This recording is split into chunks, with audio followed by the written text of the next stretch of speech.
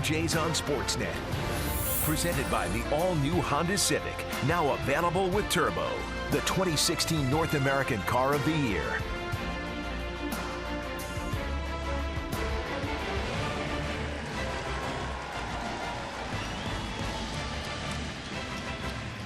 Welcome to Comerica Park in Detroit. The Blue Jays and Tigers play game 2 of this 3-game series, and it was all Tigers last night. They shut out the Blue Jays 11-0 and out-hit them 15-3 in the opener of this series. So the Blue Jays looking for a measure of revenge tonight. Let's take a look at John Gibbons' lineup for the Blue Jays. They take on the Tigers. Blue Jays are 3 games over 500. Jose Bautista top of the order. Then Josh Donaldson behind him in the 2 spot this season against left-handed pitching. He's hit .315, 17 for 54 with 7 extra base hits, and way down in the bottom of the order, Darwin Barney's been swinging a red-hot bat. Over his last 9 games, he's 12 for 28, a .429 average, and it doesn't make any difference where you play Darwin Barney. Right now, he is hitting everything. He got 2 of the 3 hits last night for the Blue Jays. Found a hole in both of those to pick up those 2 base hits. They will face Matt Boyd as he makes his 3rd start of the season. He's a former 6th-round draft pick of the Blue Jays back in 2013, and he gets another shot at his former team. He began the year in AAA, starting games pitching to an ERA of around 2, and was promoted when Jordan Zimmerman couldn't go with a groin injury about a week or so ago. His only career appearance versus the Blue Jays came last August when he took the loss after giving up 5 runs, 7 hits in that game, including 3 home runs. Tulowitzki, Donaldson, and Bautista reached for him. He's really pitching to stay in this Tiger rotation. Let's take a look at the defense for Detroit in the outfield. Justin Upton in left. Andrew Romine makes this his 2nd start in center field. J.D. Martinez is in right. Nick Castellanos is at 3rd. Iglesias and Kinsler up the middle. Miguel Cabrera makes his 52nd start at 1st. And tonight the catcher is Jared Saltalamacchia, the switch hitter, and he'll handle Matt Boyd. You know, we talk about Miguel Cabrera so much about his hitting, but his defense is pretty good too. He's only made 2 errors this year. He's working on a 41 consecutive errorless streak over there at first base. He's a good athlete. And he likes playing baseball. He wants to be on the field. He don't want to be a DH. He has played left field in the big leagues. He's played 3rd base, and now he's at 1st. Bautista drills this one to center. Romine gets a test right off the bat, and he makes the play easily. And Romine is a super utility player, naturally an infielder, but he is versatile and can play in the outfield as well. Saw him last night as a pinch hitter. He can play all over the place. He's going to play for Cameron Maybin tonight. Maybin's been as hot as anybody for the Tigers, but he's not in the lineup tonight against Aaron Sanchez.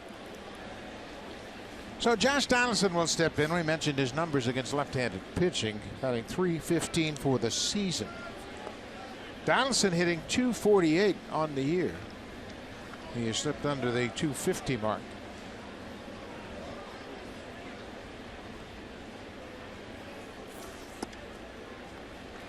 As Pat mentioned, Boyd was a 6th-round pick of the Blue Jays in 2013 out of Oregon State, and he was part of a 3 left-handed pitcher package that the Blue Jays sent to Detroit for David Price. He rocketed up the Blue Jays farm system. He was pitching in A-ball 1 year down in the Florida State League for Dunedin. The next thing you knew, he was with the Blue Jays. He's a college pitcher, like you said, so he's a little bit more refined than some of the younger pitchers who are high school pitchers. Another fly ball deep to center field. Romine has to wait for it to come down, and Donaldson is retired. 2 fly balls to center. Well, if he stays there in the middle of the diamond like that, he's going to be fine. Let's take a look at the scouting report for young Matt Boyd. He's going to use that fastball. It tops out about 91 or 92 miles an hour. The biggest difference that the Blue Jays are going to see from Boyd this year than the one we saw last year, he's using his slider just a little bit more, and it's a little bit better. It's a better slider. His curveball, he's still going to throw it early in the count, and he'll mix in a changeup every now and then. But because he doesn't throw that hard, he's got to hit his spots. Boyd was sailing through the Yankee lineup last Thursday when he pitched against them. He no-hit them through 5 innings. And then the roof caved in. He really got roughed up as he gave up 6 hits to the last 10 batters he faced. He ended up losing that game. He was winning it, then he lost it. All because of that 1 inning. Veteran hitters making an adjustment, and that's what the Blue Jays have in their lineup tonight. So it's going to be interesting to watch as he works through the lineup. 2-1 to Encarnacion. Now it's ball 3. Russell Martin is hitting in the cleanup spot tonight against the lefty. John Gibbons doing whatever he can. Blue Jays haven't hit much lately.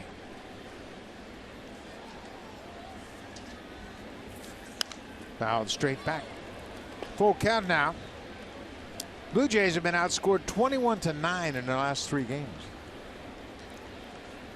And John Gibbons just continues to scratch his head trying to figure out this offense.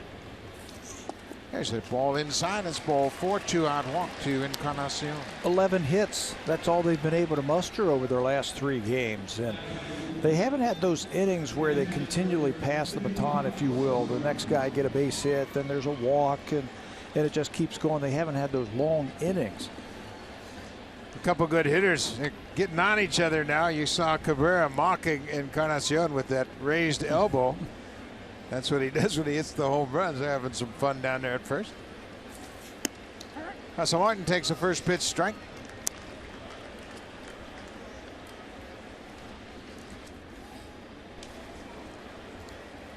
Russell in last night's game 0 for 3.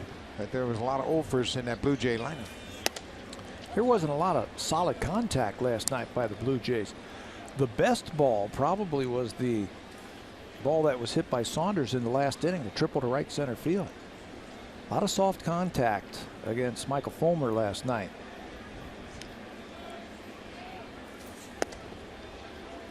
Inside, 2-1 to Russell Martin. Justin Smoke hit a deep fly ball to left field early in the game in the second inning, and then Encarnacion hit one to right center that J.D. Martinez made a catch on in the third inning. But other than that, a lot of soft contact. Now it's 3-1. This is where the Blue Jays really become dangerous, when they can make a pitcher work in the first inning, get a good look at his pitches, and make the appropriate adjustments. Matt Boyd isn't really known as a guy who's got great command and control. He'll spread the ball around. I think you have to be very patient. If you do, you're going to get a lot of walks. How about back-to-back 2-out walks for the Blue Jays, and that'll bring Justin Smoke to the plate. Matt Boyd has just one major league win. That came in his Tiger debut last August against the Kansas City Royals. And you can see his career numbers through 14 starts, still trying to get his feet on the ground in the big leagues. How about bonus batting average over 300 and the ERA over 7? In the whip, part of that is base hits, but part of it is base on balls. Just hasn't been able to really find the control that he needs to, the consistent control to throw the ball where he needs to. He'll lose it every now and then. Right now, after 2 quick outs, he's lost the strike zone. Justin Smoke batting with 2 on. Blue Jays have so many good hitters in this lineup. They can get everything going together. They'll turn things around quickly. Smoke takes a strike on the outside corner. With all these great hitters in this lineup, I was looking at the numbers in this ballpark, and you'd think that it would be someone other than Justin Smoke that has the most home runs here at Comerica, but he has 7 home runs in this ballpark. That leads the Blue Jays. I asked him about that. I said, you only played 15 games here. He said, yeah, I've swung the bat well here. He said, and most of them go to left, whether I'm hitting right-handed or left-handed. I said, well, that's when you're really swinging the bat well, when you're hitting the ball to left and left center. He almost got one last night. You were saying from the left side, he drove it down the left field line. I guess that's because of all those hard throwers that the Tigers have had over the years. Justin's an excellent fastball hitter, low fastball hitter. 2 balls and 2 strikes. The Blue Jays trying to break through here in the first. Matt Boyd gave up a couple of deep fly balls, and Sanchez anxiously sitting on the bench, but he'll sit there a little bit longer if they're going to score him some runs. That's right. Hit a home run here, hit a double, something like that. I'll stay here all night if I have to.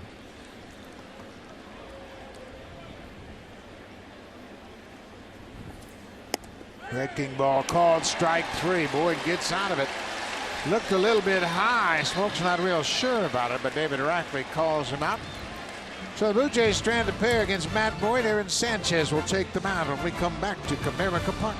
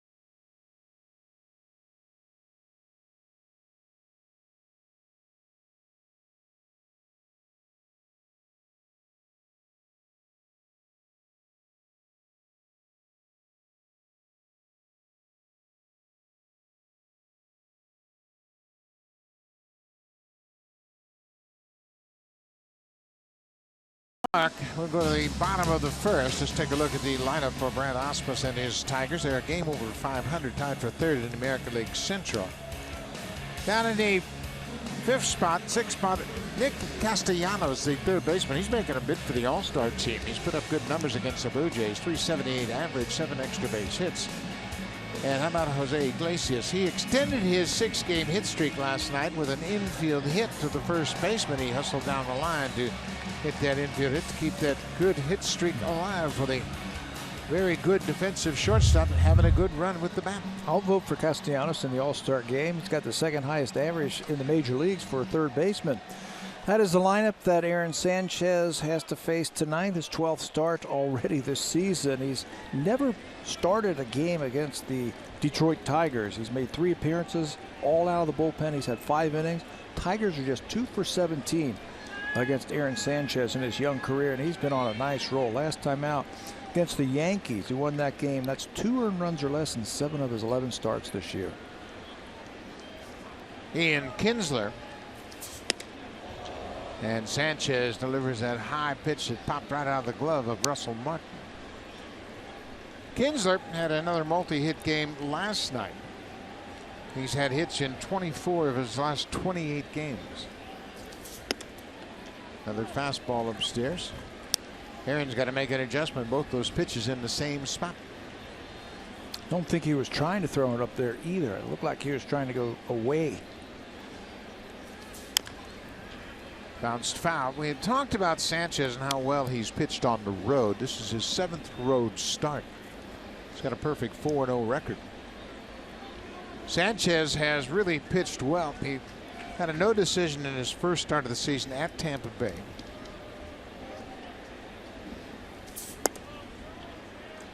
Three and one now. Sanchez has won on the road at Boston, at Tampa Bay, at San Francisco, and his last start on the road at Minnesota. He also pitched well in Texas, if you remember that, but picked up a no decision. Easily could have won that game. Bullpen coughed up a lead late in that game. He's been great, and for me, he keeps getting better and better. His last time out, he had his best curveball of the season, and it showed against the Yankees. 6 strikeouts, 6 2/3 innings. I mean, it was diving. Ground ball. Donaldson makes a nice play on the short hop. Kinsler's retired. Get used to some ground balls tonight with Sanchez and that great sinker. Take a look at the defense in the outfield. It is Saunders, Pilar, and Bautista. Kevin Pilar committed his 3rd error of the season last night. Donaldson is at 3rd. Barney and Travis up the middle. Smoke hasn't committed an error this season. And Russell Martin had a rough night behind the plate last night. He was charged with a pass ball. And you mentioned Kevin Pilar at center field. He had some problems also with the ball that went over his head. They said that ball knuckled on him and just took off on him. He also committed the error. He's played in 58 of the 59 games this season, including 56 starts in center field. And last night, that didn't look like Pilar in the outfield at all. Says Andrew Romine. He gets jammed, and that's a nice play on Romine by Donaldson. Took a little tricky hop. He went to one knee to glove it, and he throws out Romine. Well, we talk about how good Sanchez has been on the road. Let's take a little deeper look into it. Well, he's facing some pretty good teams. We talked about San Francisco and Texas, Boston, some really good hitting teams. He's just getting better and better. I love seeing young pitchers go on the road and succeed, and Aaron has done that. Those 4 wins right there, a tie for 3rd in the American League, and the earned run average 8th best. But I love young guys when they can come into the visitors' ballpark and just dominate the way that we have seen Aaron do on occasion. We have talked about pitchers and making adjustments on the mounds around the league, and this is the first time that Sanchez has pitched on this mound here at Comerica. He's got to deal with Miguel Cabrera. 2 balls and a strike to the slugging first baseman. Cabrera has an 8-game hit streak. He's hit .394 here at home. That's the best home average in the American League. They were raving about him today. His batting practice, he was hitting him into the vines out in center field, right over the camera. well, if you will, in center field, right under that sign that says Fountain. And the Blue Jay batters were like, did you see that one? Did you see that one? That's where he hit him, right into those vines. By the T in Fountain, and that is a long way, folks. 420 feet to the fence in straightaway center. He went around. Sanchez with the strikeout. Couple of ground balls and a strikeout. Aaron Sanchez retires the side in order. Miguel Cabrera, one of the best hitters in the game, can't check his swing on that nasty breaking ball.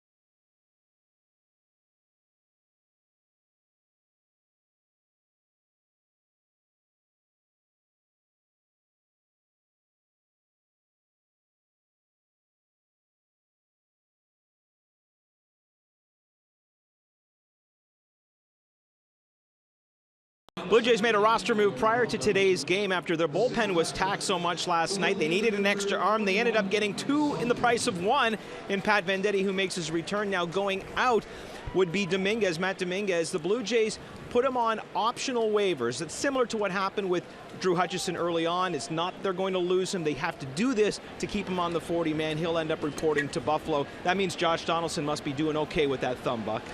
Yeah, he is, and it's really not a thumb injury. It's the webbing between the thumb and the index finger, and it's just been badly bruised. But George Poulos told me today that it's really come along well, and the treatment has had its desired effect. He's putting his time in, isn't he, in that training room, icing.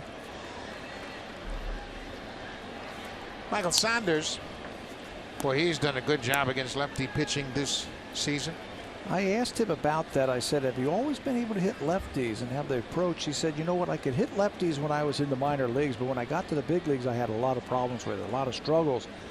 He said the breaking ball was so much better in the major leagues than it was in the minor leagues. But now he feels like he's starting to hit him a lot better, and he's had a great start to his season against left-handed pitching. That was a pretty good breaking ball from Matt Boyd. He has developed a breaking ball that's more of a slider than a curveball, and that was it right there. And that gets Michael Saunders to start the second. Devin Travis, he's now showing the signs of no spring training as his average has slipped under 200. It's a timing issue right now for him, and you can see him. He's not hitting the ball as solid contact as much as we saw him last year. He was hitting the ball to right field. He was pulling the ball to left field. He's getting jammed, and he's having problems with the breaking ball right now. Just not squaring it up. Mind you, he's had just 41 at-bats, and that's probably just an average amount of at-bats during the spring training. Yeah, probably on the low side for a lot of the guys. Another fly ball to center. Romine, he's got good speed. He comes in a long way and makes the catch. That's three fly ball outs to center. Romine's been tested early. We mentioned he's making just his second start of the season in center field. That's why the Tigers can carry three bench players. They've got Romine and Michael Vilas, and both of them are infielders that can play in the outfield. And in the infield, they can play every infield position and every outfield position, so you can carry an extra reliever. This is Kevin Pillar. Pillar batting .243 against lefty pitching. .234 overall. Kevin's got the double pad, if you will. We were talking about Josh Donaldson wearing the pad. Well, he's got it on his bat, and he also has that little ring guard to protect him. A lot of batters will get jammed like that and develop that bruise. There's a high fly ball to left field. Justin Upton is there, and Matt Boyd retires the side in order in the top of the second. We played an inning and a half here in Detroit. No score.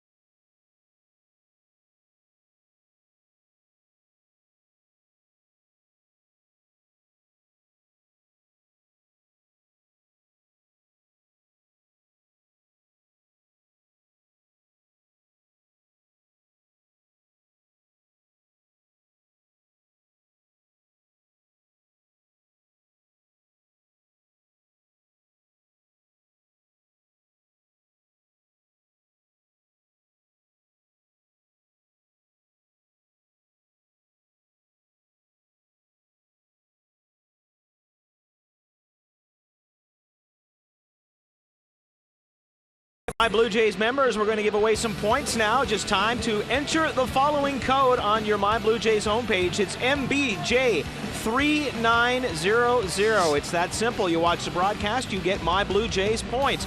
The entry box is on that homepage of My Blue Jays. You have till 11:50 tonight to enter the code, and we'll have another one for you tomorrow afternoon. Back to you, Buck. That's a good reminder, Barry. It is an afternoon game tomorrow, so make sure you don't miss out.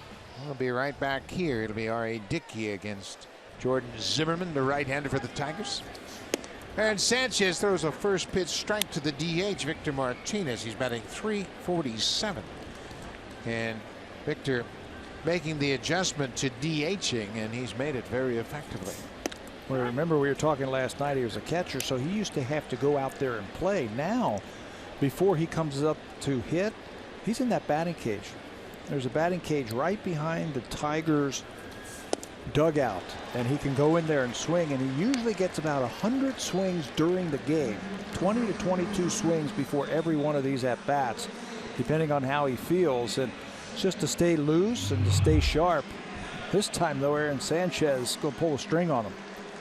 Takes a little something off of that one and gets a very good hitter in 3 pitches. 3-pitch strikeout for Sanchez, and he finished him off with that changeup. This is J.D. Martinez. But isn't that nice to be able to have a batting cage right behind your dugout? Yeah, it's really one of the benefits of these new ballparks where both teams have batting cages right behind their dugouts. So if you want a pinch hitter to get loose, you can take a coach in there and he can throw you batting practice. Of course, there's so many extra helpers if they're not full-blown coaches. There's batting practice pitchers, there's bullpen catchers. They can go in there and throw you batting practice during the game. Bags of balls to be able to throw. I said, well, what do you do when you don't have a cage behind you? Because not every dugout has cages behind it, but in Toronto, let's say, if you're the visiting player, there's an area that you can do flips, and they do flips and hit it into the webbing, into the netting, as Sanchez strikes out his 3rd straight Tiger. 2 outs. Let's check it with Jamie Campbell.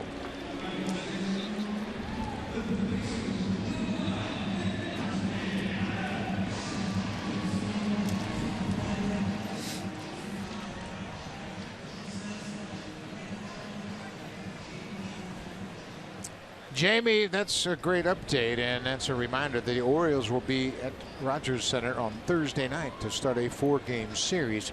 Kansas City has lost 5 straight games, and they've scored 1 run or less in 4 straight games. They're starting to feel the effects of losing Moustakas and Gordon. Yeah, look at their lineup. Their lineup doesn't look anything like it was in the World Series. There's no Rios. He was on the team last year. You mentioned the injuries to Moustakas and the injuries to Alex Gordon. Salvador Perez missed a couple of games with an injury. So if you have those guys out of your lineup, you think Eric Hosmer is going to get any pitches to hit? Nothing. No. Or Kane. A little bit easier to pitch around some of those players now. Aaron Sanchez has struck out the last 3 batters he's faced. Got Cabrera to end the first and struck out Victor Martinez and J.D. Martinez. This is Nick Castellanos, the third baseman. Ground ball up the middle. Barney to his left. Quickly throws in time. Now Aaron Sanchez off to a good start tonight in Detroit. Last night the Tigers had 11 runners on 15 hits. He's retired 6 straight to start this one.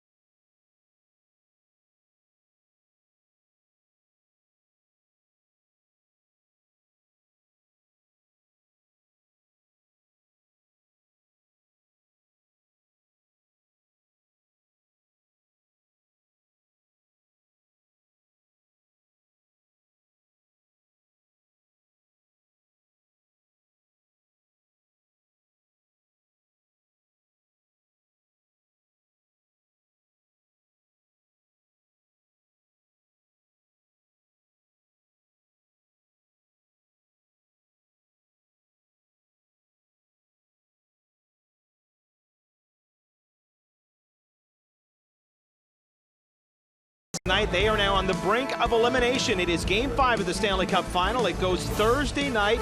The Penguins look to win it and wrap it all up. It goes at 8 o'clock Eastern, 5 o'clock Pacific. You can watch it on CBC. And, of course, the GM of the Penguins, Jim Rutherford, played many years with the Detroit Red Wings, Buck. That's a great, iconic hockey franchise here in Detroit. And they're on the verge of getting a new home in September of 2017. You got a chance to go take a look at that today, didn't you? What'd you think? They have a presentation center here in Tiger Stadium, and it's spectacular. It's just across the street. We can see the building as it's going up right now. And it is going to be one of the state-of-the-art sports venues in all of the world. I mean, it is spectacular. Did you say an underground practice facility? Yeah, they have their underground rink will be outside of the stadium itself, but underground, 40 feet below the surface. Pretty spectacular. Darwin Barney hits another fly ball. It's as if the Blue Jays are testing Andrew Romine in center. That's 4 balls he's already had to play on here in this ball game. Time to retest. He hasn't missed any of them. That's where you want to be if you're Matt Boyd, keeping the ball right there in the middle of the diamond. It's 420 to dead center field. Those fly balls are easy outs.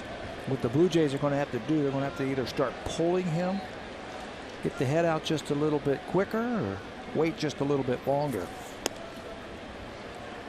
This is a different pitcher than the one we saw last year. Boyd was rocked by the Blue Jays in his start against them at Rogers Center. And I know when players get traded away from organizations, they want to They want to prove that they made a mistake.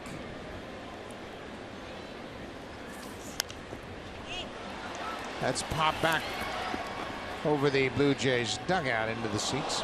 And you're right. Yeah, he wants to show the Blue Jays that he is a major league pitcher. And he wants to redeem himself after that poor start against them back at Rogers Center. Man, they bombed him for 3 long home runs. And he also has a little bit more incentive. He's pitching to stay into this rotation. Daniel Norris is getting close. Daniel Norris pitched in last night's game down in AAA Toledo, and Brad Ausmus addressed that issue with Boyd, and he said, you know what, Boyd is not hanging over a cliff. He doesn't have to be perfect. We like Matt Boyd. We want him to relax and really just believe in himself and think about starting in this rotation. Iglesias had short in time to retire Bautista. Well, one thing he has going for him is they put Anibal Sanchez in the bullpen. Sanchez has been a starter his whole life. They put him in the bullpen, and that created an opening in this rotation for someone to take it. I was impressed with Fulmer last night. Really impressed. So were the Blue Jay hitters. They were talking a lot about his slider and how difficult it was to pick up. Josh Donaldson hit a fly ball to center his first time up. Blue Jays have 2 walks. In fact, the walks are the only 2 base runners we've had in this game. And Sanchez has retired all 6 batters he's faced so far. A lot of room on the right side of the infield and in the outfield if Donaldson wants it.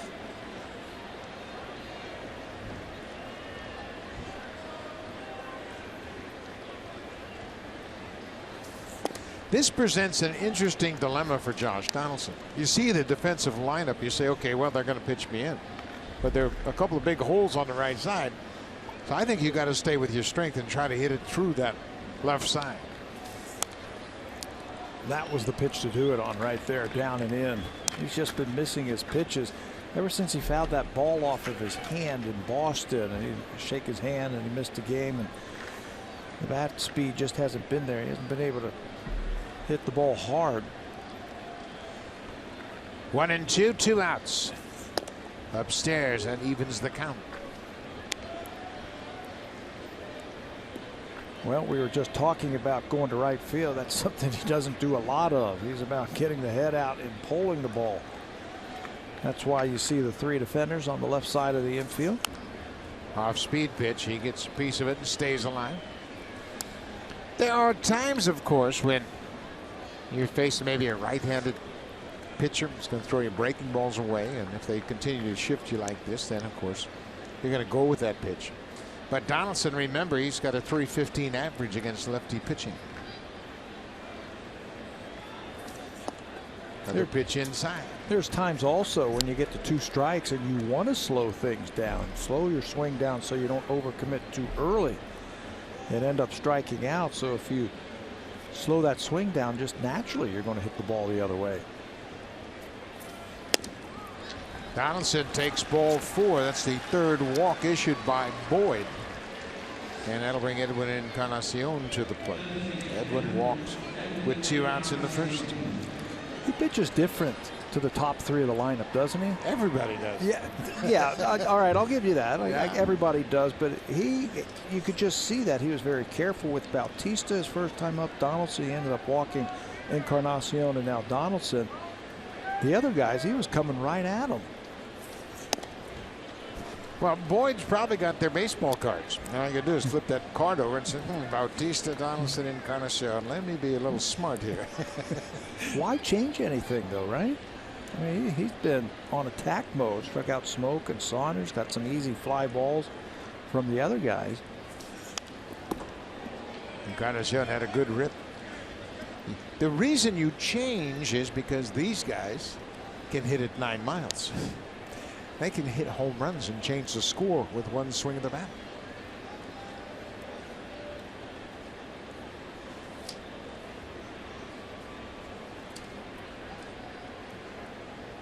And Boyd, he has seen that up close and personal. Saw it 3 times against the Blue Jays last year. We're in the top of the third, no score. There hasn't been a hit yet in this ball game.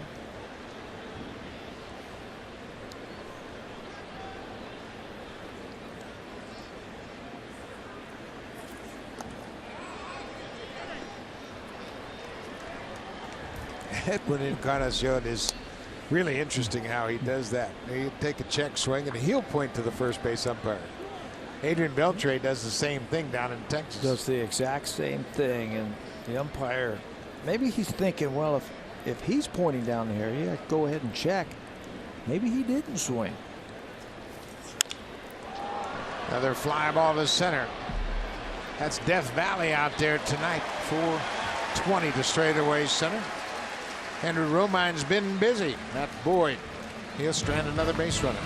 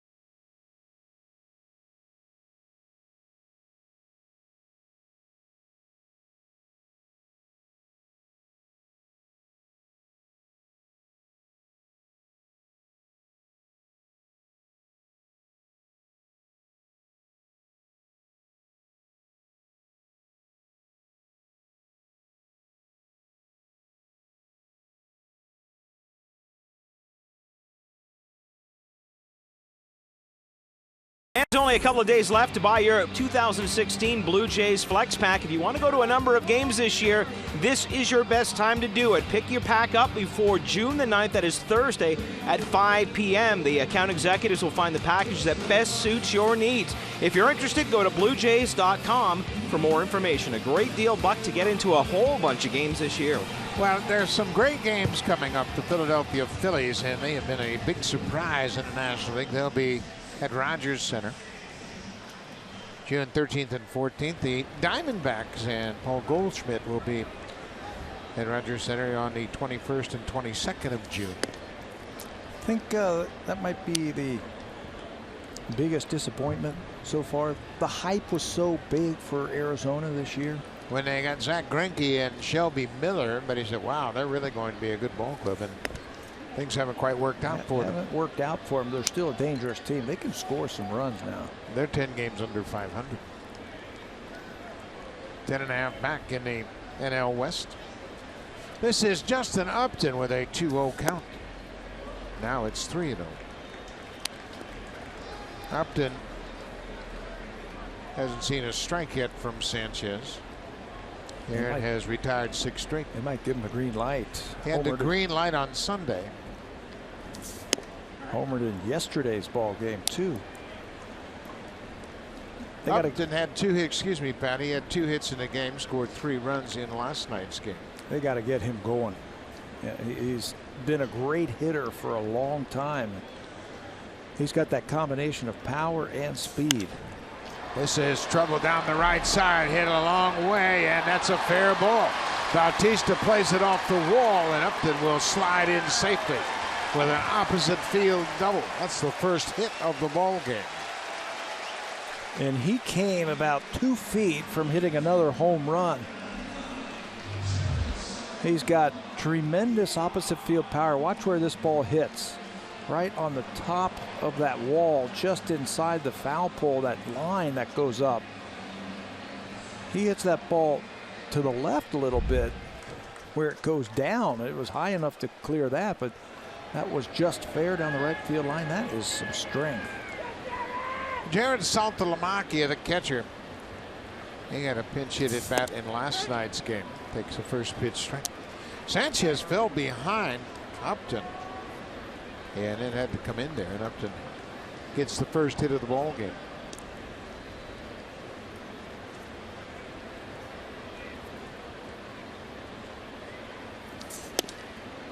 The mighty cut, and Sanchez is ahead 0-2. Boy, that's where Aaron has that ability to reach back for a little something extra when he needs a strikeout. He also has that great curveball. Saltalamacchia trying to move that runner.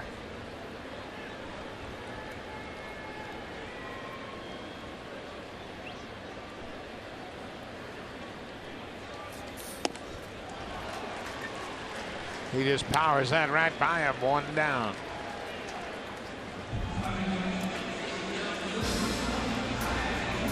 It's time to convert your big outdoor tasks into short, effortless work. Make the great outdoors even greater with Honda Power Equipment.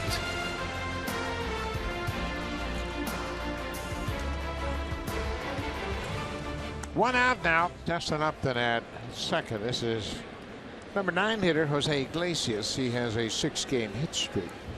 That strikeout of Saltalamacchia, number 4 for Sanchez. This guy always seems to put the bat on the ball, Iglesias, doesn't he? He has some of the weirdest looking swings, but the ball seems to find a hole. Iglesias, the shortstop, just 26 years old. He was originally signed by the Boston Red Sox out of Cuba. He came here to Detroit, part of a 3-team trade that involved the White Sox, the Red Sox, and the Tigers. Aviseo Garcia went from Detroit to Chicago. Jake Beebe went from Chicago to Boston. And Iglesias ends up here with the Tigers. He came from Boston. Chopped down the third baseline. That bounces foul. He had shin splints one year, right? Missed the whole year. He had both legs had real bad shin splints, and he did miss the whole season. And there was some talk that it might be career threatening. It took him a long time and very painful and a very serious condition. He was able to overcome that. Had stress fractures of his legs. He missed all of 2014. He can really pick it. Yeah, he's a good player. You know, you look up, he doesn't have a lot of power, but like I said, he'll put the bat on the ball. Not a lot of extra base pop, but he'll move it around. Doesn't strike out a lot until he sees Aaron Sanchez curveball. 2 down, 5 strikeouts for Sanchez. Let's check in with Jamie Campbell.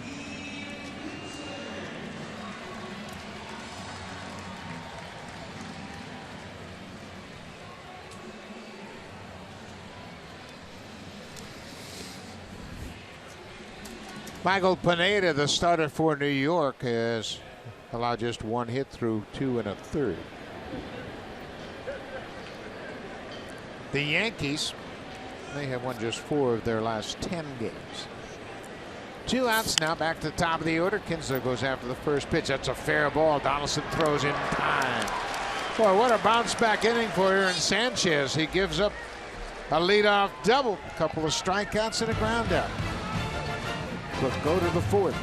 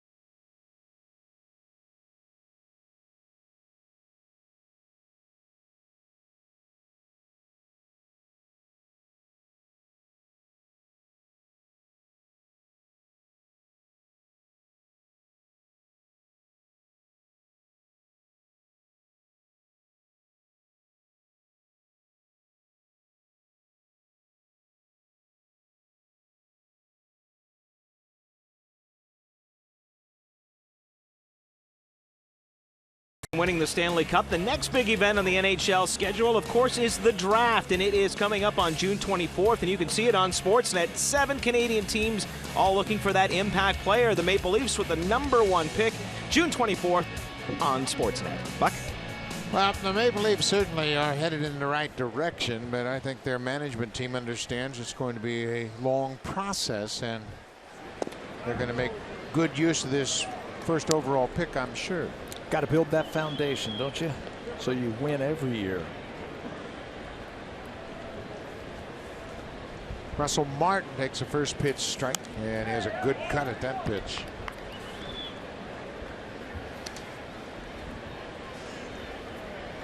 We are scoreless through 3 innings here in Detroit. There's only been 1 hit in the ballgame. That was a leadoff double by Justin Upton in the 3rd. Russell Martin walked his first time up. Blue Jays have 3 walks, and that's it against Boyd. Another good swing by Martin. Look at where those pitches are, right there. Boyd's making some mistakes. Russell's just missing them. Matt Boyd made the makeup game start against the Yankees on Thursday, and as we mentioned, he breezed through 5 innings. That veteran lineup. First 5 innings, he had 9 ground ball outs. And Russell Martin strikes out.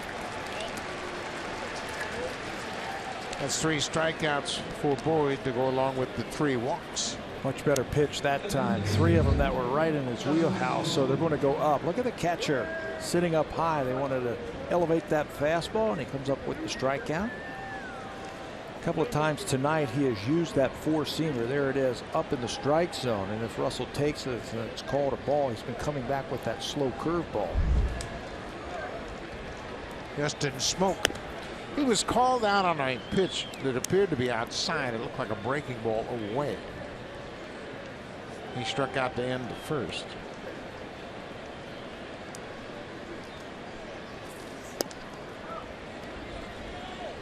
Salta Lamacchia, the catcher, and James McCann, they have actually split the time. They had Bobby Wilson here to start the season. He has since been traded back to Texas, but Salta Lamacchia and McCann have both started 27 games. They had Alex Avila here for years and then let him go. Avila's health was always a concern. He had knee problems, and then he had concussion issues, and he's with the Chicago White Sox now. What's his dad thinking? His dad is the GM, Al Avila. Salta Lamacchia is now 30 years old. He actually turned 31 on May 2nd. A top-rated prospect coming through the Braves organization, signed in 2003. He's bounced around lately. 2-2 to Smoke. Inside.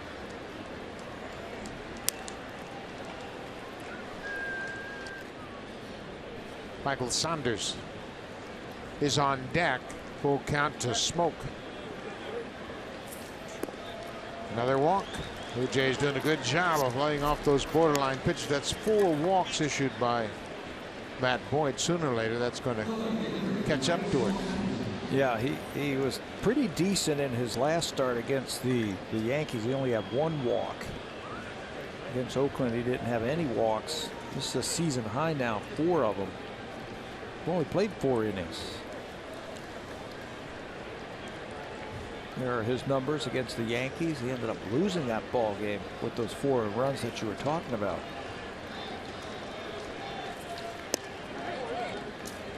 There's a first pitch strike.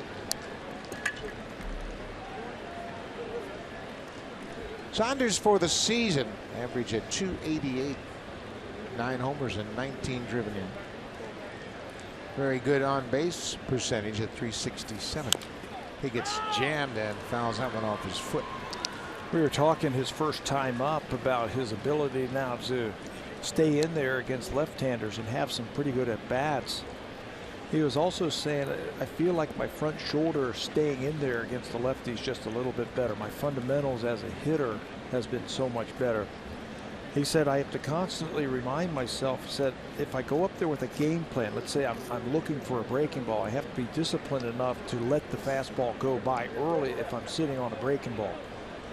He said those are some of the secrets that he has learned to help him hit lefties. Stays on that pitch. Coming into this season, Michael hit just .227 against left-handed pitching. And we mentioned this season he's done a great job. .283 as we speak. Lots of extra base hits too, which is the impressive part for me. Hit a triple last night against the left-hander Blaine Hardy in the 9th inning. 0-2, 1 out.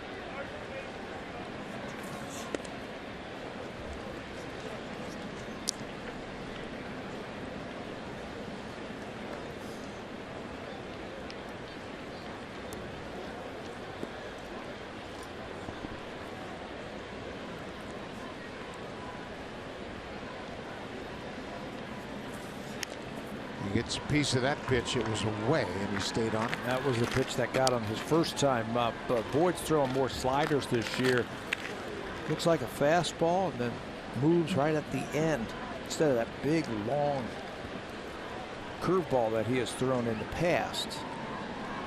Michael got beat by that slider last time. That time he just fouled it off. Looks like he's going to get a fastball now.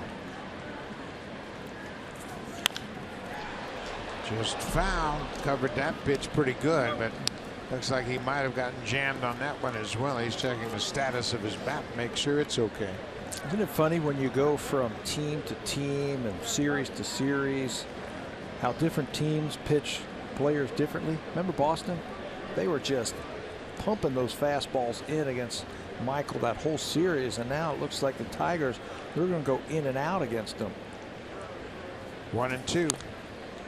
That breaking ball was meant to be away, and Saltalamacchia is going to go out and talk about it. He backed up on him, and Saunders was able to get to it.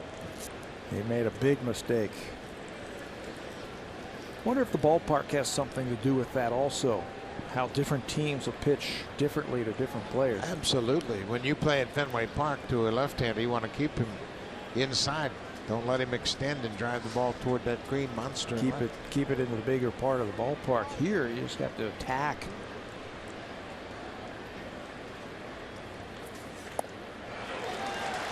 Got that breaking ball where he wanted it. Just a quick trip to the mound for Saltalamacchia, and he got things sorted out. That's 4 strikeouts now for Matt Boyd. Slider one more time. Much better slider. He stayed on top of that one. The pitch before where he fouled it off, he got on the side and made a mistake. That time he got his hand on top of the ball and threw it where he needed to. Devin Travis, the Blue Jays second baseman, goes after the first pitch. Blue Jays are getting some pitches to hit. That's center cut right there. It's been a problem for them. They have not been hitting the ball consistently over the last 3 or 4 games. And when they get their pitch to hit, they're missing them. Matt Boyd grew up in Washington, Bellevue, Mercer Island, around the Seattle area, and he went to college in Oregon, at Oregon State in Corvallis, Oregon. Played on the 2013 College World Series team. Oregon State went to the College World Series in Omaha. Boyd was a terrific two-way player. In fact, in 2013, he made what they called the John Olerud watch list for two-way college players.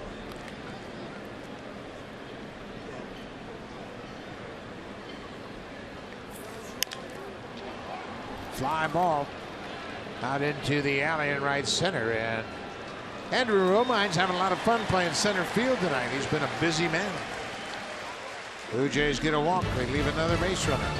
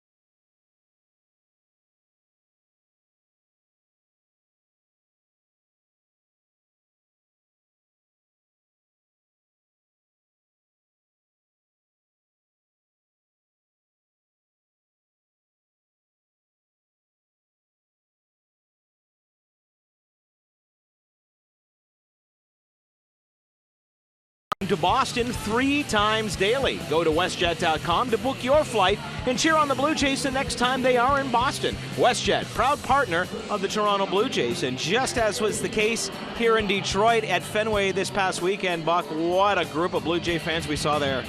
Absolutely. It's a great place to go watch a baseball game. The Blue Jays won't be back in Fenway until the end of September and the first 2 days of October. But you can see there are a lot of Blue Jay fans here in Detroit. And why not? It's a beautiful ballpark, and Blue Jays are here, not that far from Ontario. Sanchez got a piece of that. He deflected it a bit. Barney is there to make the play. It'll go in the books as a 1-6-3 ground out.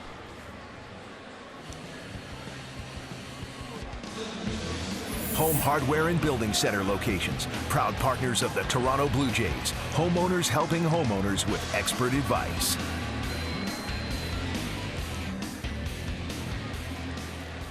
Some of the great iconic ball players that have played here over the history of this franchise are recognized with the statues outside the ballpark. Miguel Cabrera, he struck out on a breaking ball his first time up. How good has Miguel Cabrera been in his career? He had his streak of 11 straight seasons of 100 RBIs snapped last year. He was injured and missed a lot of time last year and only drove in 76 runs. Bounces this one to Donaldson. It's been strikeouts and ground balls for Sanchez. The only ball hit into the outfield was the leadoff double by Upton in the third. And remember, this is the Detroit Tigers who had 15 hits last night. They came to this game second in the American League in hitting. Aaron Sanchez is rolling. Well, that's the kind of stuff he has, and in my mind, he has as good as stuff as any starter in the American League. He threw 97 with that bowling ball sinker and a hammer curveball, and now he's got separation between his fastball and his changeup. He's got that demeanor too, doesn't he? When you see him take the mound, it's all business. He's confident. When he walks off the mound at the end of an inning, he walks off with a lot of confidence and purpose. Victor Martinez fouls that one off of Russell Martin's glove. Victor is fresh off a 20-swing stint in between his at-bats. So he's loose, right? He went down and hit in the cage in between at-bats, and he's got 20 extra swings under his belt. That breaking ball is wicked.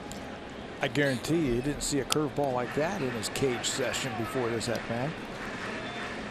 You can see his reaction, just like Bogart's we saw in Boston after a Sanchez breaking ball. Bogart's, actually, it was at Rogers Center when he took that wicked breaking ball. 0-2. Another breaking ball that's ripped into the seats. Victor Martinez is a 5-time All-Star, 2-time Silver Slugger. And he has driven in 100 or more runs 5 times in his career.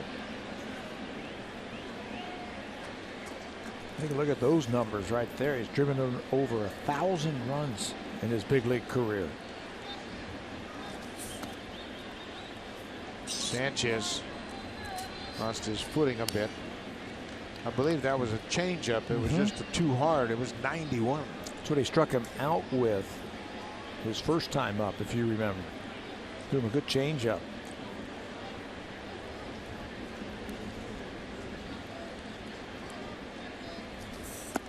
I was talking to Chili Davis about hitting and being an older player. Chili was the same way. He's a hitting coach for the Boston Red Sox. I said, did your bat slow down when you got older? He says, no, I became a better hitter because I became smarter. I think that's what we're seeing right here in Victor Martinez. Yeah, I think you're right. He understands now. He doesn't have to hit all the pitches. He only has to hit one. Inside at 97, it'll run the count to 4. Well, he's got the experience. He knows himself a lot better than he did when he was a younger player. He knows his swing. He knows his strengths and weaknesses and what he can do and what he can't do.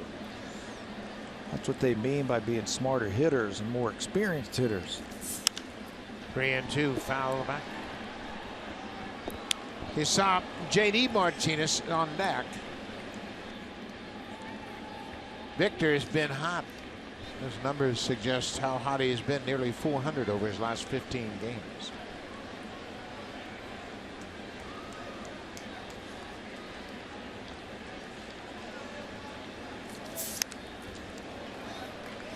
Victor came up with the Cleveland Indians, and he was traded in 2009 to the Boston Red Sox.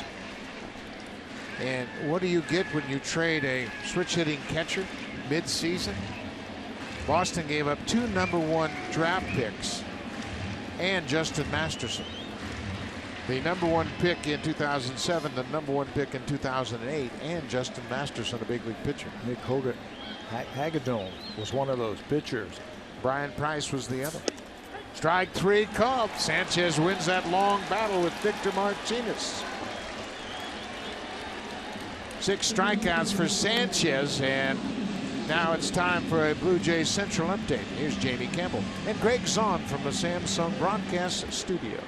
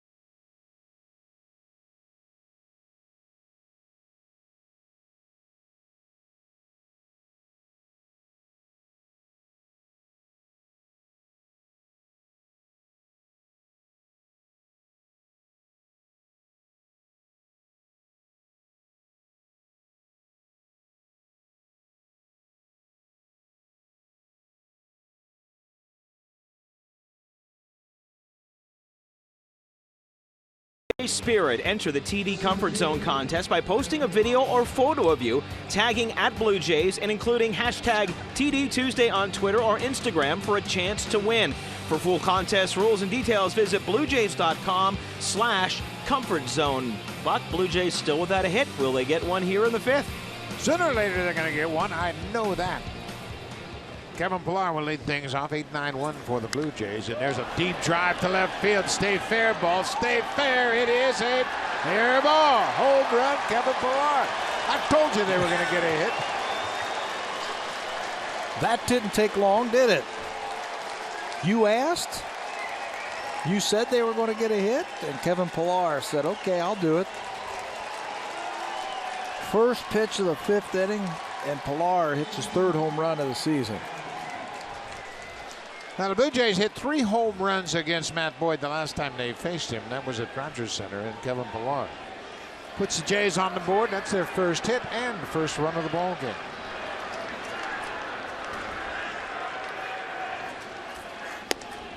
Darwin Barney takes a strike. Tell you, that can do wonders for a player right there. Pillar had been struggling just a little bit offensively.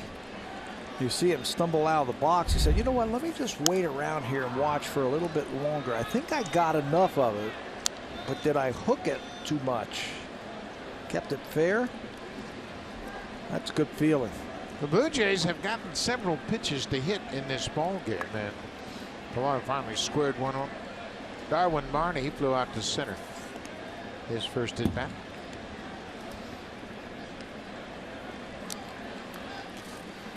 Darwin Barney and Matt Boyd went to the same college. They both played at Oregon State. Barney a few years ahead of Matt Boyd, but they both played in the College World Series. There's a fly ball. Upton on the run over near the foul line. He will get there and make the catch.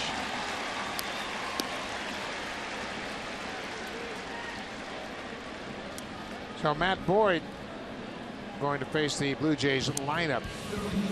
Third time through the order, and he's going to deal with Jose Bautista for the third time. And you look at the home run hitters since 2010, Bautista's the leader of the pack. Now the Blue Jays should have enough information now as they head for the third time through the lineup against Matt Boyd of what he's going to try and do to him. What that new slider looks like. Well, that's the same thing the Yankees did when Boyd started against him on Thursday. He no-hit them through 5 innings. And then the 6th inning, it got pretty ugly, as Boyd just couldn't come up with anything to get him out. Refsnyder had a double to center field to start the inning. Then Hicks flew out. Refsnyder went to third. And then Ellsbury had a sac fly. That was the first run of the inning. Then Castro singled. Beltran singled. And then A-Rod, an out later, had an RBI double. Headley had a single. Tough to slow down the train, right? Older hitters, veteran hitters, they get a read on the pitcher and they make adjustments. We've seen young pitchers also that really the wheels start to come off and their head spinning. Things start to speed up on them. That is such a great phrase, speed up. And when you see the veteran hitters get up against a younger pitcher, they will really try to get the pitcher to speed up. They're standing in the box waiting for him to pitch. And young pitchers don't have the experience to back off the rubber.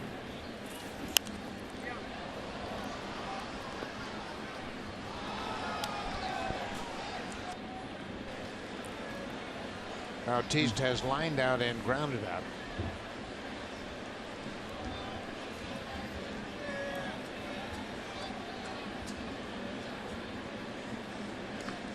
Coming inside.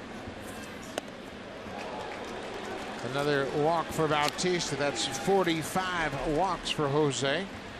A 1-out walk. Let's check in with Jamie Campbell.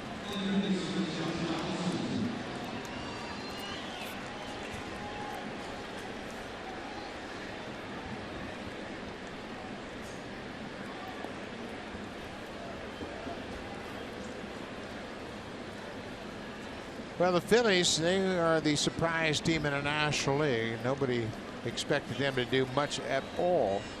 And Philadelphia is just 2 games under 500, 6.5 back in the NL East. They've run through a tough stretch. They've won just 2 of their last 10. But everybody expects them to be a real disaster. Yeah, but they're playing better. We'll get to see them when we get back home. Ryan Howard with a home run tonight.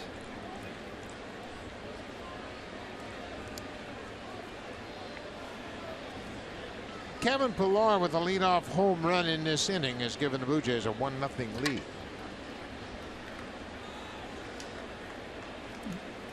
He'll treat himself to some new bubble gum. Boyd has now walked 5. Blue Jays have been very patient with Matt Boyd. He throws a lot of pitches. Throws a lot of pitches outside the strike zone. So they've been very patient with him tonight. It's off the end of the bat. Kinsler will go to first. Bautista slides into second safely. There are 2 outs.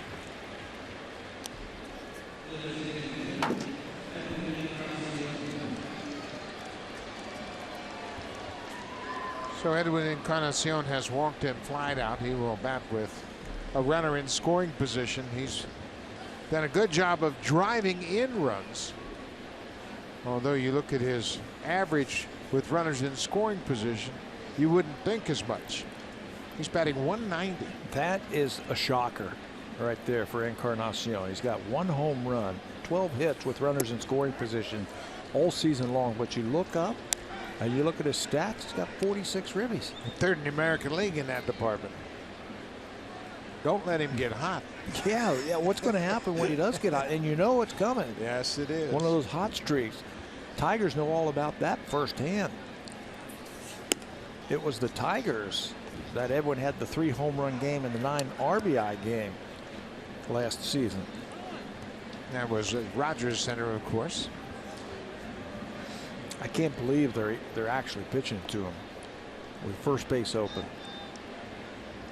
Look at those RBIs. Third in the American League. Yeah, I agree with you. I think they're being a little bit too cavalier with Encarnacion here. Yeah, Russell Martin on deck, and he's batting cleanup and hitting under 200.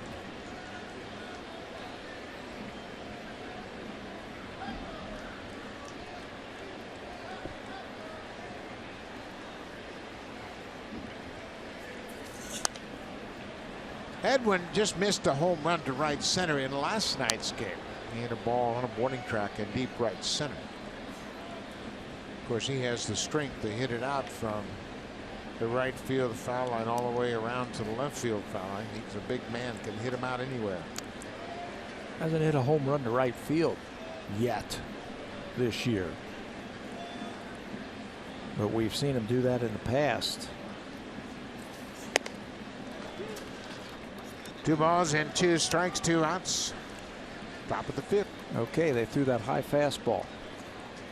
He's done it a couple of times already tonight where he threw that high fastball, and if Blue Jays take it, he comes back with that slow curveball.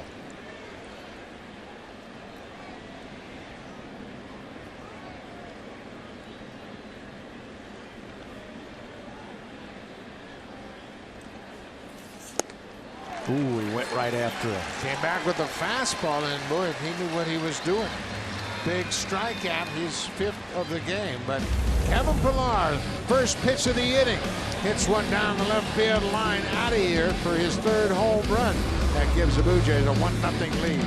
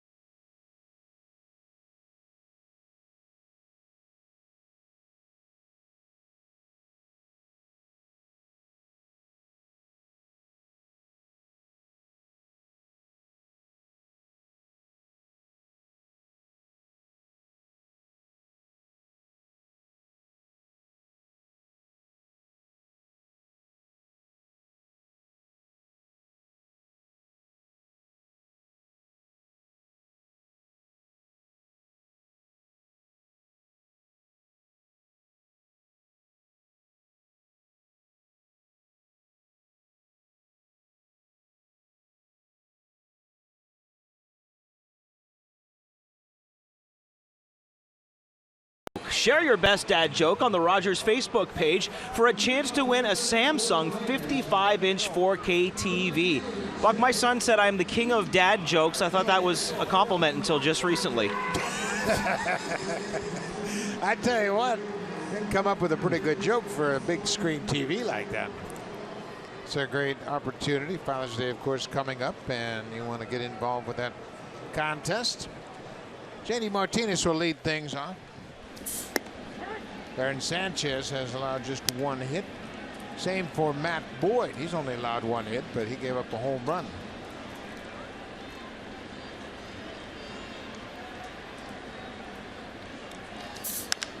Martinez pulls it on the ground, and Donaldson has been as busy as Andrew Romine for the Tigers. Lots of ground balls to third, 1 down.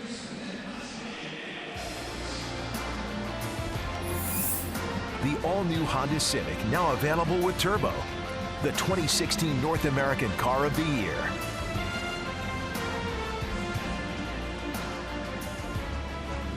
Beautiful Comerica Park has undergone some renovations. There used to be some food carts on the concourse. Now they've made their permanent concession stands. They're gorgeous, and they did a terrific job of some new subtle renovations here. Bouncing ball up the middle. Barney behind second, spins and fires, and what a play by Smoke. Boy, the Blue Jays are flashing the leather. They had an ugly game here last night.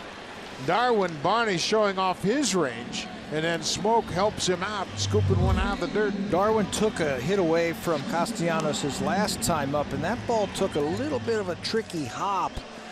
Right when it got to Darwin, he stayed right with it, and then Smoke on the other end finishes off that play by picking it. Once that ball got by Sanchez, it hit the dirt and it sped up on Barney. And then he got the short hop, but he's been doing it with the bat and the glove. Right, he's really played well. 2 outs. This is Justin Upton. He had the opposite field double, just missed a home run right near the right field foul pole. What happened in that at bat, Sanchez fell behind 3-0. He wasn't going to let that happen this time. Coming right after him. Now he's got a couple of ways to get Upton right here. He can climb the ladder and go fastball one more time, or he can throw that outstanding curveball that we've seen. There's the curveball, trying to make it too good. Yeah, he talks about that too. When you ask Aaron about the curveballs, when you say the ones that you're bouncing, what happens? He says, I try to be too perfect and I overthrow it. Hold on to it just a little bit too long. He said, I just have to keep reminding myself to stay back, and I'm going to let go of the ball out in front. When I do that, it comes out of his hands nicely. Much more patient with that hook, and he gets up to just 7 pitches. Another great strikeout. 7 strikeouts for Sanchez through 7 innings. Russell Martin will lead things off when we come back. Then Justin Smoke and Michael Saunders. The Blue Jays have a 1-0 lead.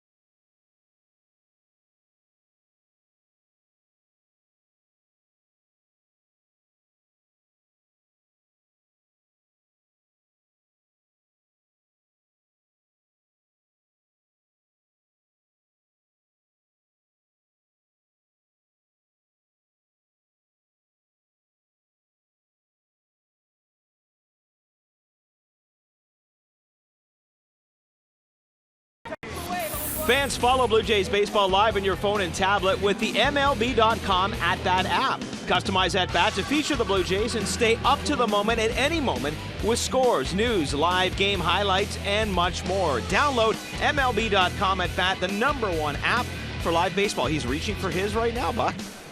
A lot of fans are tuned in to MLB At Bat. You can keep track of your favorite team. Of course, we know your favorite team's the Blue Jays.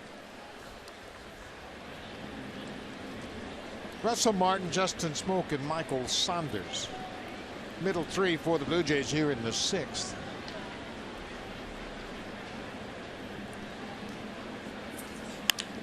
Line drive, base hit for Martin. Martin hustling around the bag, takes a big turn and stops it first. The leadoff single for the Blue Jays catcher. A little bit more under control with that swing for Russell Martin. Looked like a slider. He doesn't overswing. He just goes down and gets it. Starting to have a little bit more solid contact and consistent solid contact. Miguel Cabrera just loves hitters. Anybody that gets a hit down there, he's happy for it when it gets to first. But man, that was a good swing. I like the way you stayed on that breaking ball. You think he might be talking a little bit about Sanchez? Russell's catching him tonight and talking about how well he's been throwing. Yeah, Sanchez has really stymied the Tigers tonight. First baseman Justin Smoke. He lifts a fly ball. That's deep into right, and J.D. Martinez did a nice job. He was way out there. Didn't look like he was going to have a shot at it, and he had a long run, but made the catch. He circled it, didn't he? He was playing deep. He was trying to cover up that gap in right center field against Smoke, respecting his power. Saw the swing of the bat and watched the route in right field. He's going to go back, and he starts to circle it, and then realizes that that ball is not as deep as he thought it once was, and comes in and makes the catch. Boy, what a find that was for the Detroit Tigers. A power hitting right fielder released from Houston. Good pickup. Bobby Parnell, the right-hander, has joined Shane Green as Parnell just now started to throw. It's interesting. They got two right-handers throwing at the same time. Michael Saunders, he's had a rough start to his game. A couple of strikeouts. Boyd struck him out in the second, got him in the fourth as well. Boyd has 5 strikeouts. Aaron Sanchez has 7 strikeouts.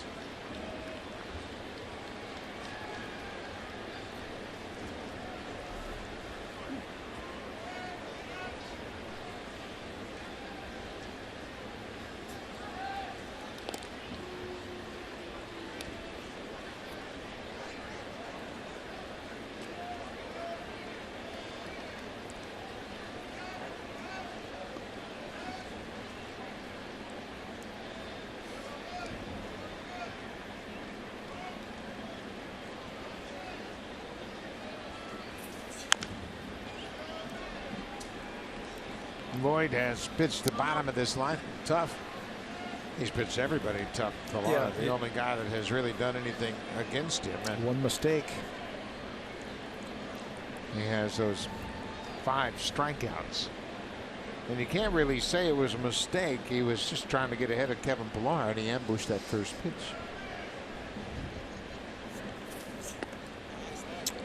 I'm sure this is his last hitter of the night right here. They have pushed him up to right at 100 pitches. This next one will be number 100. Brad Ausmus wants to keep the left on left combination here. Boyd versus Saunders, and with the right-hander on deck. Sure, we'll see one of those right-handers. Well, there are then a string of right-handed bats all the way down to Smoke, the switch hitter. So you're right. This is probably it for Matt Boyd. They haven't really stretched him out this year. This is the first time that he has hit 100 pitches in a game.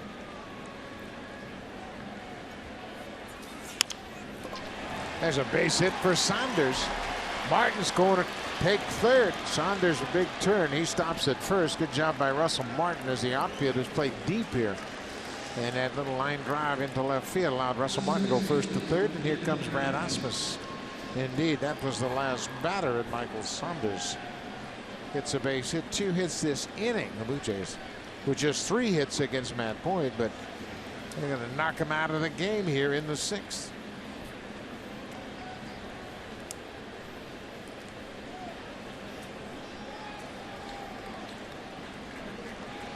Shane Green, the right-hander, coming out of the bullpen for the Tigers. He'll face Devin Travis when we come back. The Blue Jays have a 1-0 lead.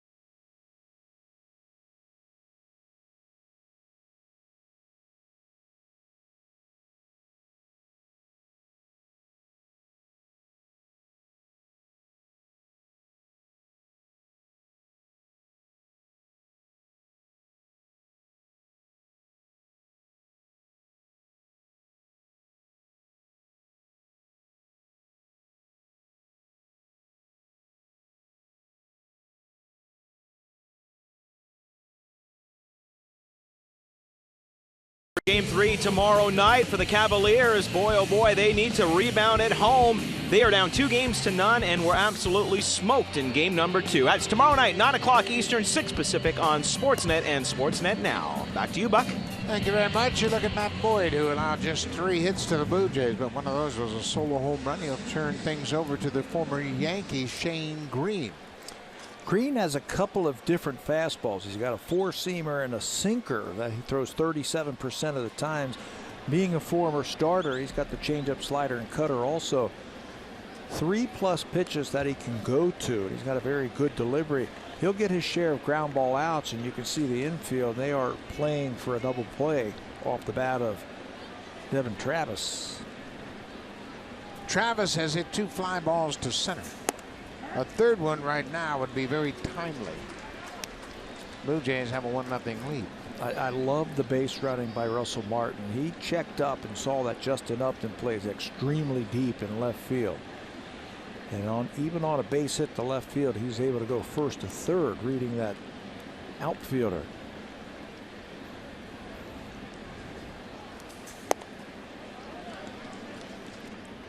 This is a situation the Blue Jays hitters practice every single day.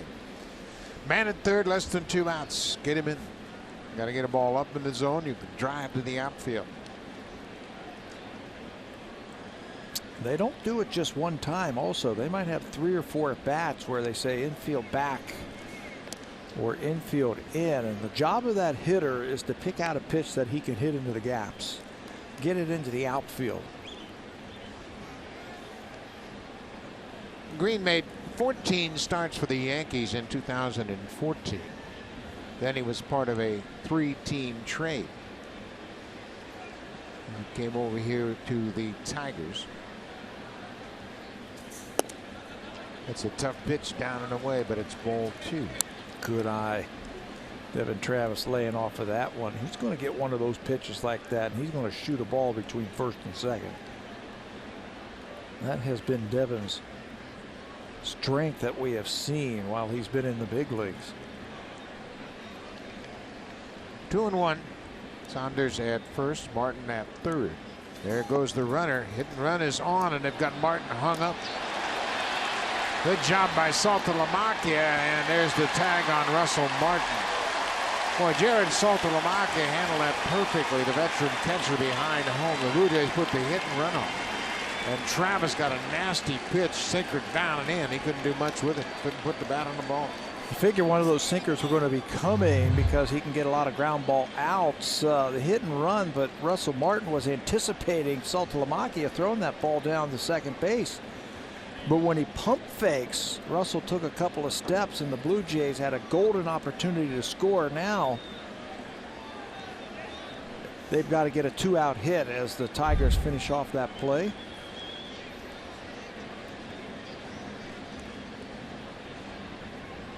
Saunders hit second, but now there are 2 outs.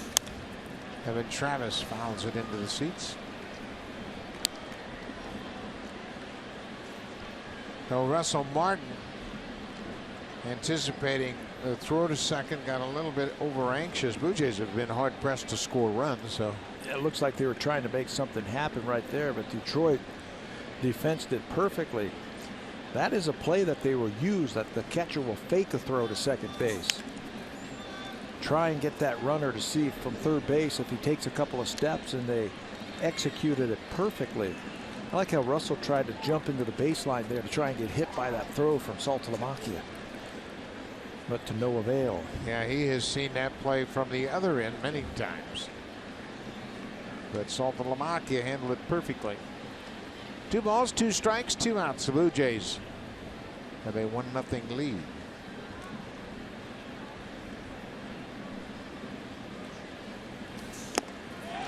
Shane Green comes in and puts out the 5. Does a terrific job. Strikes out Devin Travis, and the Blue Jays waste a golden opportunity here in the 6th.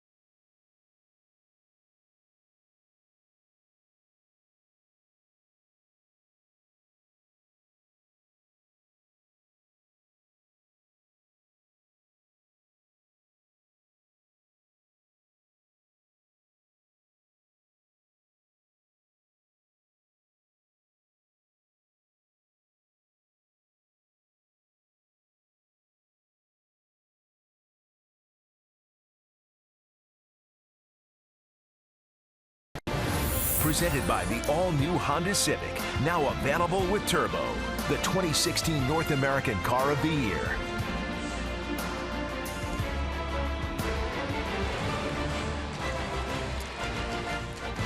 Terrific ball game here in Detroit. A great look at downtown Detroit. The Detroit River in the background and Windsor, Ontario across the water. Great outing for Sanchez so far. He's allowed just one hit. That was an opposite field double. Hasn't walked a batter and struck out 7. In fact, there hasn't been an out recorded in the outfield. There have been 8 ground ball outs and 7 strikeouts. The only ball to the outfield was the ball by Justin Upton down the right field line. Saltalamacchia has struck out his first time up. Boy, that is a beautiful curveball. 0-2. Saltalamacchia is saying, okay, what am I going to get now? He has thrown 2 beautiful pitches, a ball down and away that he fouled off, and then that curveball. Fastball got away from him there.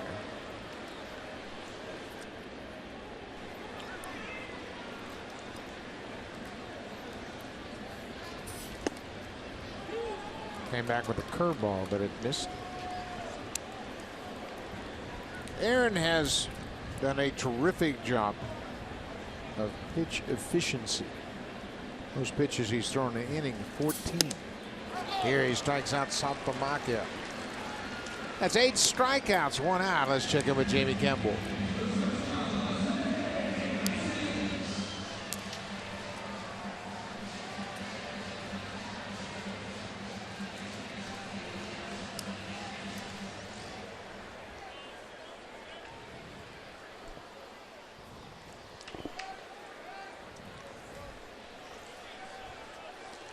Kansas City had a little of that last year, of course, and Ventura was in the middle of it before. He's getting a reputation as a guy who's starting that kind of stuff. What's the score over there? 5-1. Yep. In the 5th inning.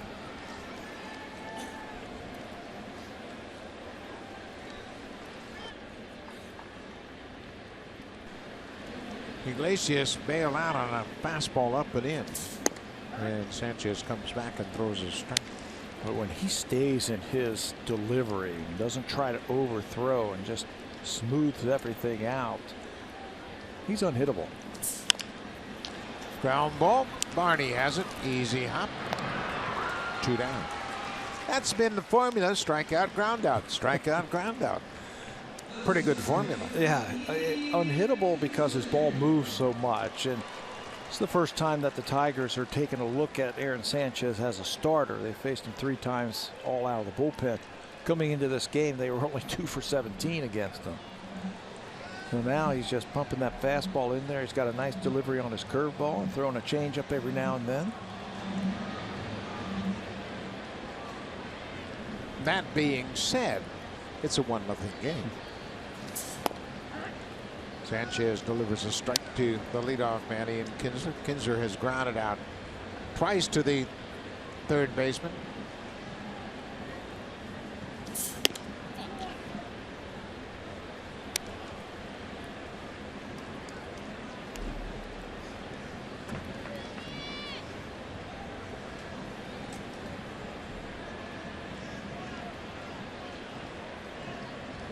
Here's the 1-1 pitch.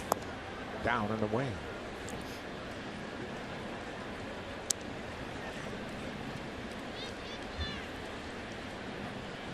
Aaron has tied his career high with 8 strikeouts tonight. He also struck out April 5th at Tampa Bay against the Rays. Such an easy delivery, just low impact, nice and easy, and all of a sudden that ball explodes on you. He's got a quick arm.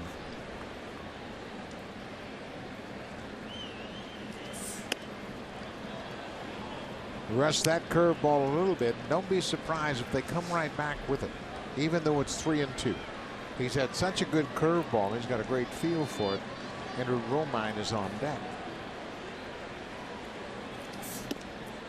Missed with the fastball. That's the first walk issued by Sanchez. So now you got to keep your eye on Kinsler. The Blue Jays have had a rough time shutting down the running game.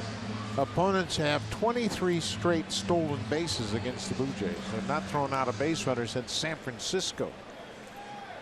The Blue Jays have a couple of pitchers who can hold runners on. They do a good job. There are the numbers you were just talking about. They're caught stealing this season. Blue Jays is 19.6. And that has made Russell Martin's job just a little bit tougher this year. Russell's only thrown out 4 of 34 for 12%. Marco Estrada does a good job of holding on runners. R.A. Dickey does a good job. I don't think Aaron should be worried about that guy at the plate. Get him out. 2-0. Roman getting the start in center field. He had a pinch hit base hit in last night's game.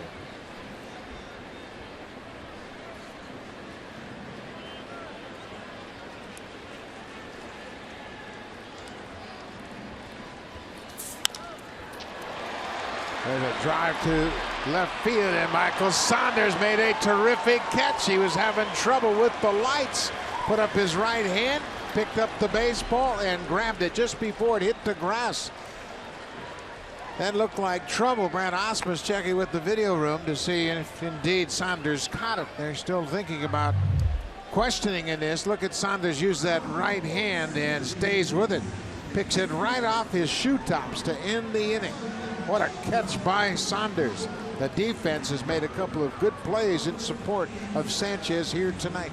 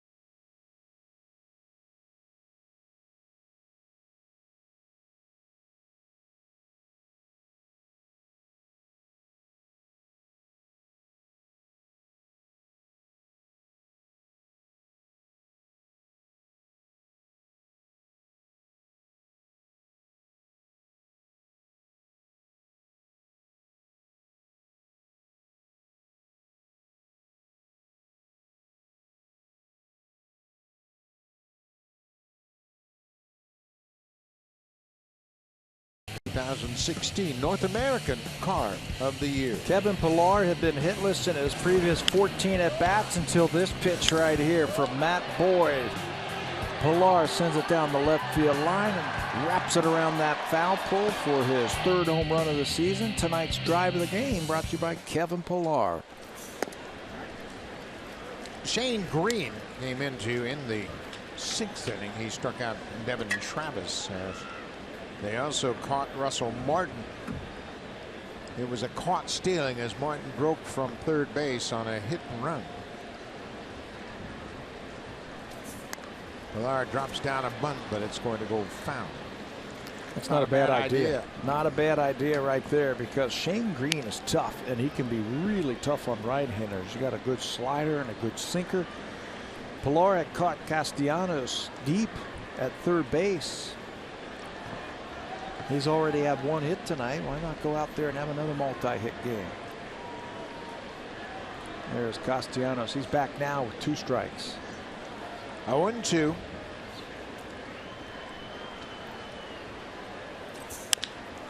Ground ball, base hit for Pillar. A 2-hit game. A leadoff single here in the 7th. I would waste any time. That ball gets away, but Pilar has to hold on. I was going to say I wouldn't waste any time. I'd put the hit around on the first pitch. Yeah, they've got a couple of options right here. They've got to figure out a way to get that runner around as Pilar one more time gets it out of the reach of Iglesias. They've left 6 runners on base already tonight. They've had their share of base runners because of all the walks. Matt Boyd had 5 walks, but they've only scored 1 run. You could bunt here, you could hit and run here, you can do whatever you want here, but try and get Pilar into scoring position for the big 3. The Blue Jays trying to play hit and run with Devin Travis at the plate last inning. Darwin Barney. Shane Green wanting to see if the Blue Jays will tip their hand. You know, you can even go straight steal if you want. I think Pilar is John Gibbons' best option as a base stealer. Right here, Saltalamacchia has only thrown out 4 of 24 this year. Pilar's only been caught once. He has 6 stolen bases. Does not have a very big lead over there at first base. Shane Green keeps throwing over there to see if Darwin Barney's going to tip his hand. Or what he's going to do if he slides that right hand up that bat that he's going to sacrifice.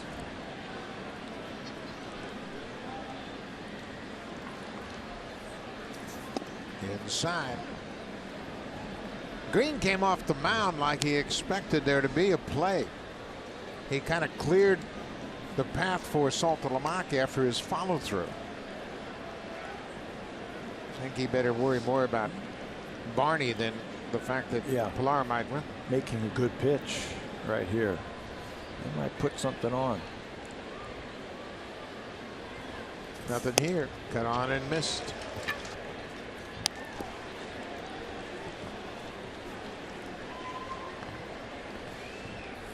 Barney with a long look down to Luis Rivera at third. Matt Boyd, the starter, allowed just 3 hits to the Blue Jays. One of them was Kevin Pilar's solo home run.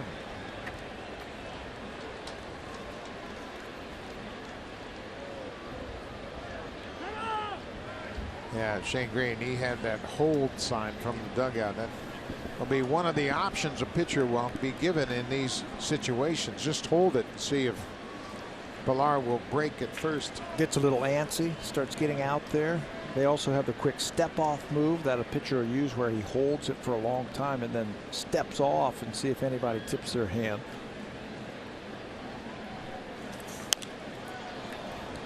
Tough pitch down and away is fouled into the seats. Green had that blister problem early in the season. Went on the DL on April 29th. He made 3 rehab starts, AAA and single A. Had an opportunity to stretch it out a little bit, so he's got some length if they need it. Yeah, if they need it. I think this is his best spot on a pitching staff, pitching out of the bullpen. He's got a good arm. He had his troubles last year as a starter for the Tigers. Got off to a good start for him, and then the whole thing collapsed on him and had a tough year.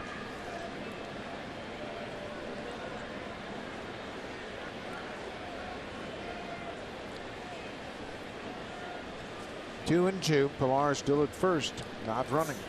Breaking ball, that's lined into right. Pilar's going to go to third. Barney gets another big hit. Kevin Pilar stops at third. It's first and third. Back to the top of the order and nobody out. Excellent piece of hitting right there from Darwin Barney. He's facing a right-hander, Shane Green, who's got some good stuff. Struck out Devin Travis to end last inning. This time he just stays back and just shoots the ball to right field. He's feeling pretty good about himself right there, and Pilar reads it. He knows that J.D. Martinez only has 1 outfield assist, and Martinez lays back on that ball. He wasn't even thinking about trying to get Pilar at third base. So the Blue Jays are in business. First and third for Bautista.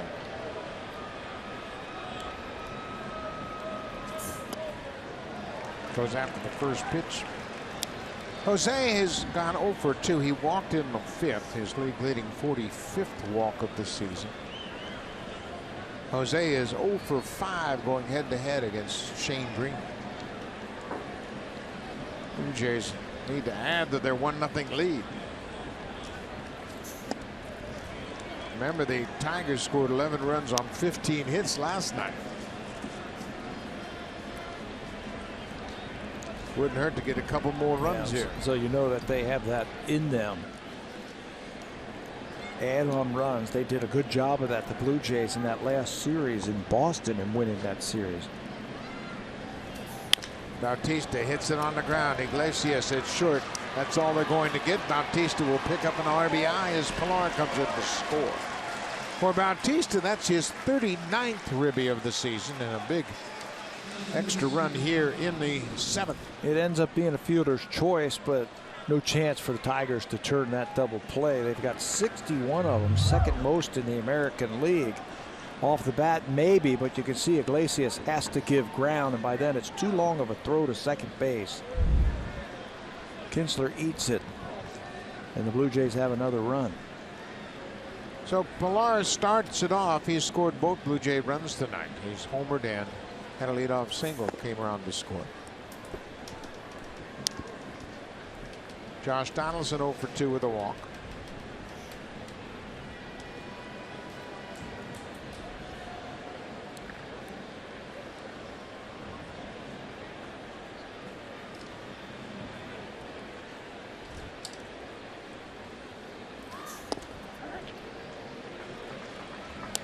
Ball and a strike.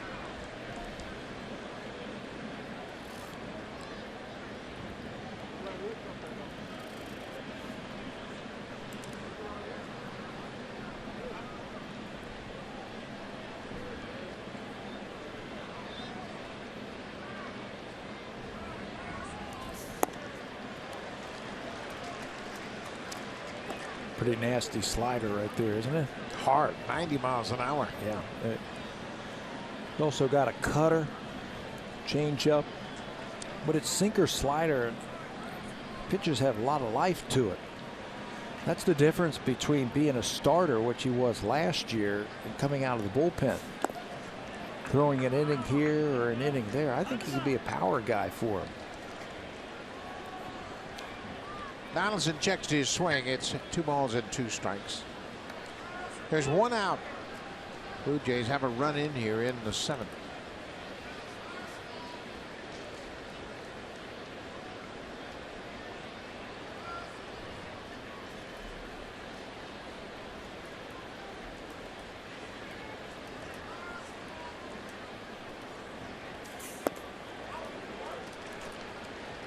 Now it's a full count.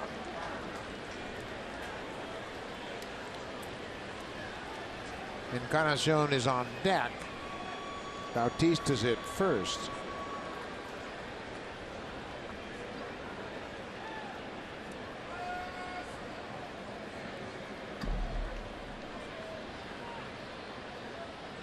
There goes the runner. Ball 4.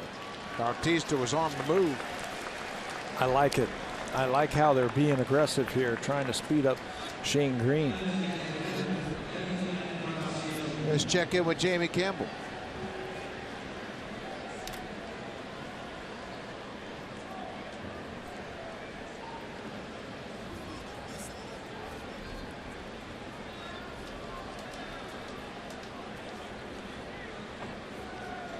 Ventura rattled the wrong cage over there in Baltimore. That's not what the Blue Jays wanted to see, a angry bunch of Orioles. No, not with their team coming to the Rogers Center starting on Thursday. Drilling Manny Machado is not a real bright move. Manny Machado is beloved in Baltimore.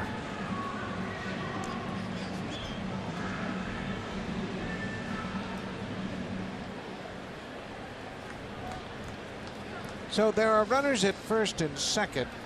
1 out for Edwin Encarnacion. Edwin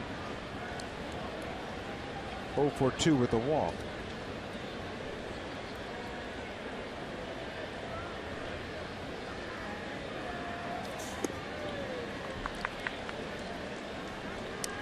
Edwin has just 2 at-bats against Green. Not really an awful lot of information for him. But what he has seen so far, a nasty fastball and a good slider. Everything down. Looking for a ground ball right here. The Tiger relief pitching. Their ranks. It's been a rough year for them so far. It's one of the things they did in the offseason was try and fortify their bullpen. So far, it really hasn't worked. They brought in Francisco Rodriguez to close the games out. He's been okay. They brought in Mark Lowe trying to bring him in for a late inning situation guy, and he hasn't done well at all. Bobby Parnell is new to this bullpen. Justin Wilson, they got him from the Yankees. And he's got a good arm, but just hasn't really worked out for him. Lane Hardy, the lefty, pitched in last night's game. Parnell was up earlier in this game tonight. He should be close to being ready. 2-0 pitch. Now it's 3-0. Tigers are carrying 8 relievers, so they got plenty of options. Russell Martin singled his last time up.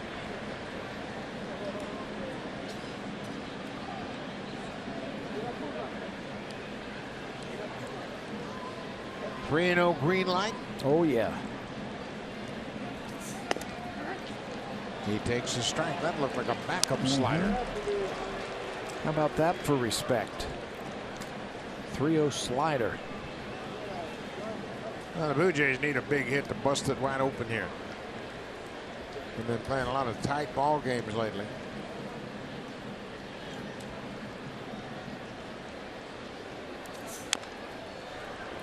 Now it's a full count. Blue Jays coming into this game had been outscored 21-9 in their previous 3 games. Bautista's at second. He reached on a fielder's choice, picked up an RBI. Then Josh Donaldson walked behind him. Now Edwin Encarnacion with a full count and 1 out. Russell Martin on deck.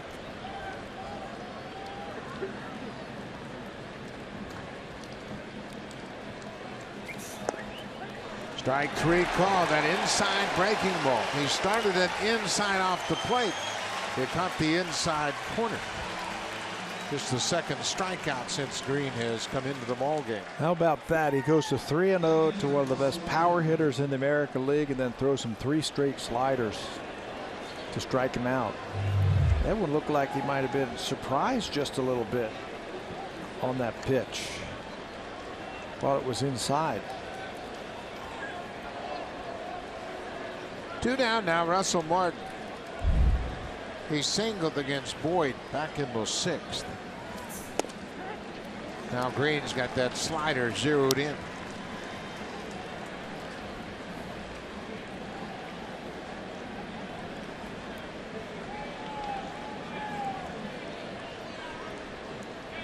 A run in here in the 7th, and the Blue Jays have a 2-0 lead.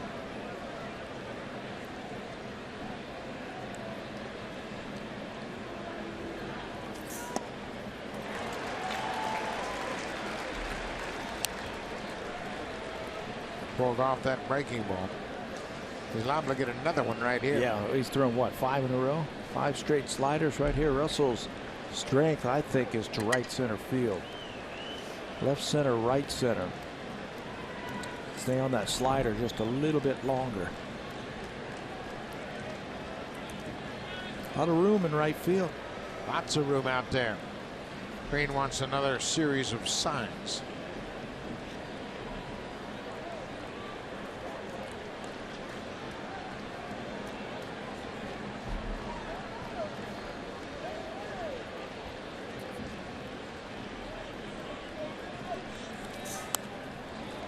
Nassau spoiled that good slider. Stayed on it and fouled it back. You wouldn't think that Green would throw him a fastball now, given the way that he's used that slider so effectively, first to Encarnacion and now to Russell Martin. He might surprise him with that fastball, wouldn't he? Lock him up. Slider's been good. 6 in a row he's thrown.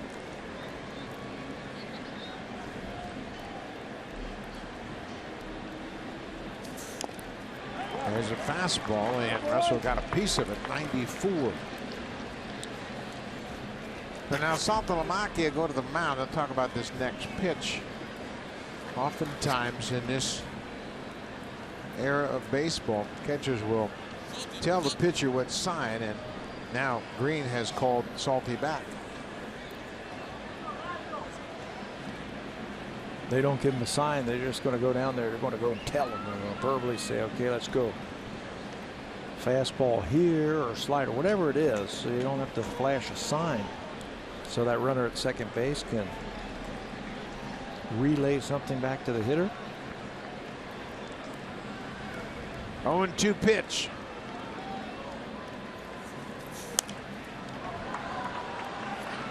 Tough spot, down and away. Russell Martin 1 for 2 tonight. He walked in the first inning, struck out in the fourth, and singled in the sixth. It's a typical Russell Martin at bat, isn't it? Long at bat, see a lot of pitches, battle these guys. He's had some big hits lately for the Blue Jays against some tough right-handed pitching. Craig Kimbrell, to name one of them. First base umpire said he went around. Chris Guccione calls Martin for the swing, and the Blue Jays will strand a pair. Martin can't believe it. Looked like he checked his swing, but the Blue Jays get a big run in the seventh. Shane Green using that slider down and away. Martin tried to check his swing, and it looked like he did. Tough break for the Blue Jays.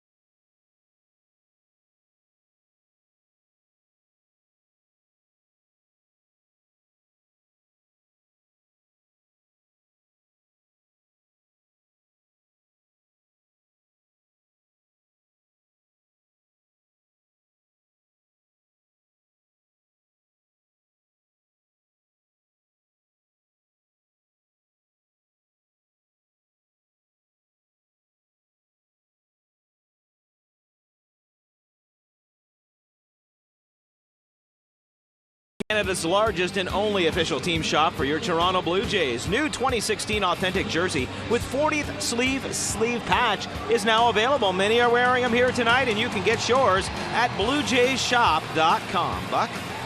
Thank you very much, Barry Davis. Quite a ball game going on here. Aaron Sanchez back to work the bottom of the seventh. Blue Jays with a 2-0 lead. And Sanchez has been terrific. Going to need to be continue to pitch well. Blue Jays had another golden opportunity to score more than just the one run there. So Sanchez has to keep dealing. Miguel Cabrera, number 3 hitter in the Tiger lineup. 2-0. The Blue Jays have really handled Cabrera over the last 3 seasons, going back to 2014. He's just 8 for 45 coming into this game. He's hit 1 home run and driven in 4 runs over those 3 seasons. A 178 batting average. They have really pitched him tough. 2 RBIs that last home run, June 4th of 2014. That home run was against R.A. Dickey. A solo home run at Rogers Center. Dickey tried to sneak a fastball by him in the first inning, and he hit a home run, but that's been it. He gets jammed and fouls it up the right side.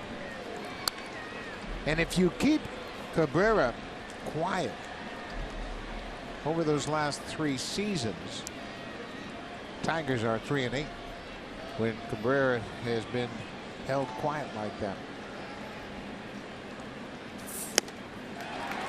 Strikes out. That's a new career high in strikeouts for Aaron Sanchez. He blows that fastball past Cabrera. He recognized that Cabrera was sitting on his breaking ball, so he went with the heater, and that's just one pitch that's been working for him tonight. He has had a great curveball once again. We've seen a couple of changeups that he gets for strikeouts. He is facing one of the best hitting teams in terms of batting average in the American League, and he's going through them easily. Good running movement on that fastball. He's got Miguel Cabrera, one of the best hitters in the American League, to strike out twice tonight. And Victor Martinez can't catch up to that fastball. Last pitch was 95. The Tigers have the second best batting average in the American League coming into this game as a team, hitting .271. They're fifth in runs scored, 4.7 runs per game. Sanchez is really locked in. What a great delivery he's had all night long. Very smooth, very patient. Has rarely overthrown a pitch tonight. And when he does, he's been able to get back into it, slow it down, and get back into his delivery and deliver good breaking balls. Wow. Curveball is wicked. That's 10 strikeouts now. 3 times for Victor Martinez. Home Hardware and Building Center locations, proud partners of the Toronto Blue Jays. Homeowners helping homeowners with expert advice.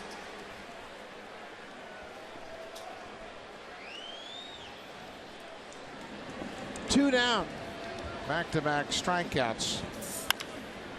Bouncing ball. Strikeouts and ground balls. That's a pretty good formula for Aaron Sanchez. He has shut out the Tigers through 7 innings on just 1 hit and set a new career high. He struck out 10.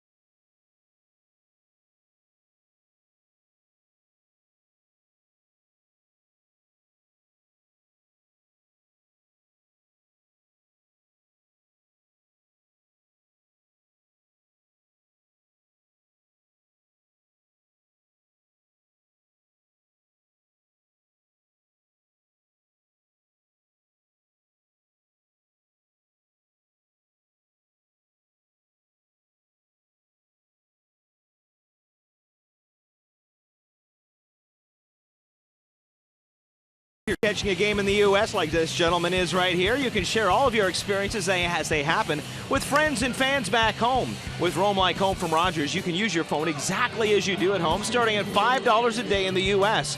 Go to Rogers.com/roamlikehome for more details. To the 8th inning we go. Let's send you back to Buck Martinez and Pat Tabler. Thank you very much, Barry Davis. What a ball game. Aaron Sanchez has set a team high in strikeouts with 10 strikeouts. That's also a personal best, 10 strikeouts in a ball game for Sanchez. Blaine Hardy pitched in last night's game. He is back here to start the 8th for Detroit. Hardy pitched in 70 games last year for the Tigers as a lefty specialist. That was tied for the 9th most among relievers in the American League. Saw him last night for an inning. Smoke hits it hard. Nice play at third by Castellanos. Takes a hit away from Justin Smoke. Many people around Detroit are championing the cause of Castellanos to be an all-star. Well, offensively, he has put up some great numbers for the Tigers. Now he's going to flash some leather right here. This is an extra base hit for Justin Smoke. Castellanos with those long arms.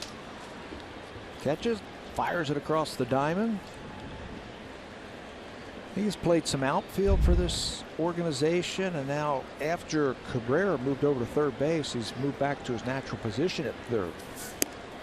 The Castellanos had a year trying to adjust to the outfield, but he's a natural third baseman since they were able to trade Prince Fielder, move Cabrera back to first, and Castellano is back home at third. Michael Saunders, he had a base hit his last time up. That knocked the starter Matt Boyd out of the ball game. Yeah, it was Michael Saunders last night in the 9th inning against Blaine Hardy. He picked up the triple. Hit the triple deep to right center. It was his second career triple, first of this season. Just don't forget about the fine play Saunders made in left field to end the 6th. That's the only outfield out the Blue Jays have recorded tonight, and it was a tough play. The ball got in the lights, and he made a nice shoestring catch. They had some speed on the bases too. That might have been a run for the Tigers, if not for that play by Saunders. There's another walk issued by the Tigers. That's the 6th walk the Blue Jays have taken, and that's going to be it for Hardy. Brad Ausmus is out of the Tiger dugout. He makes the call to the pen. So Hardy gets an out, then he walks Saunders, and that's going to do it for him.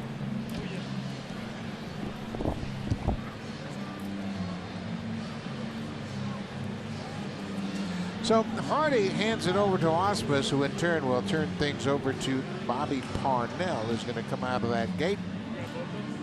Devin Travis getting some update information on Parnell, what he'll deal with. Blue Jays have a 2-0 lead when we come back to Comerica.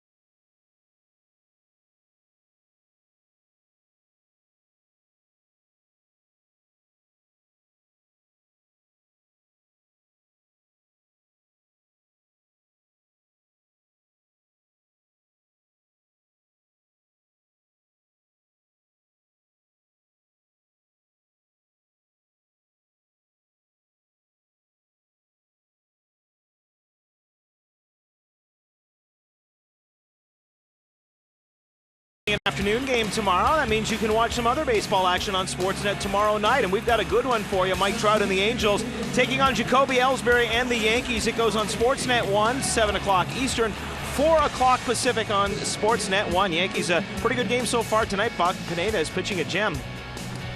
They are up 5-3 over the Angels, and you'll see that tomorrow. Bobby Parnell coming into the ballgame, making just his 3rd appearance of the season. He was just had his contract purchased from AAA last Tuesday. Parnell, the big right-hander, spent a lot of years with the New York Mets. Got a good arm. Still finished with 329 appearances with the Mets. That's the 8th all-time in their team history. He appeared in 30 games last year with the Mets and had a 2-4 record in New York.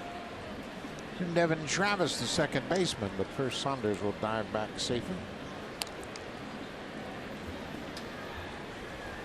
2-0 Blue Jays.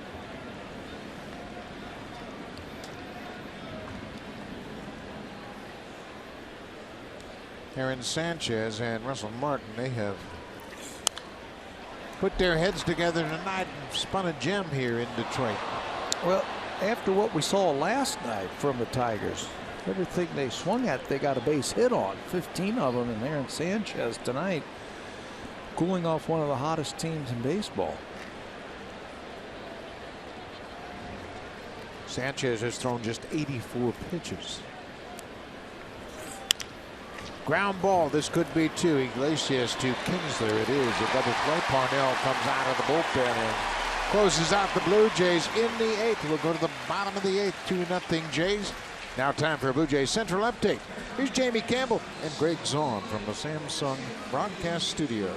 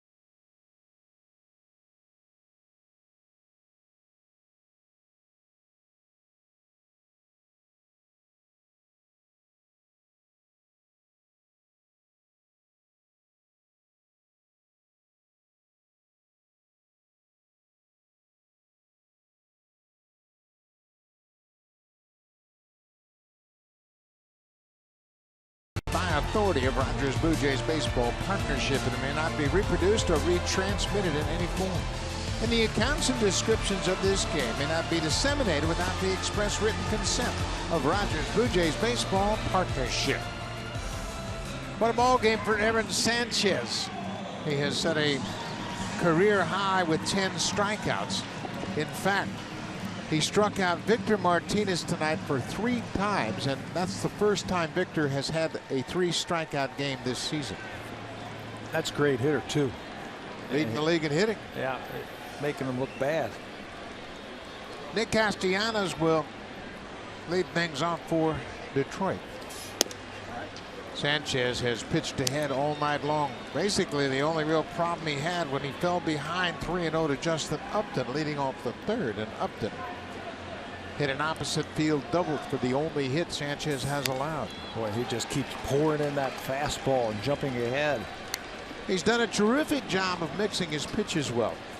Fastballs, curveball, and he will go back to back on curveballs. If he hangs a curveball, he'll come back and throw a better one.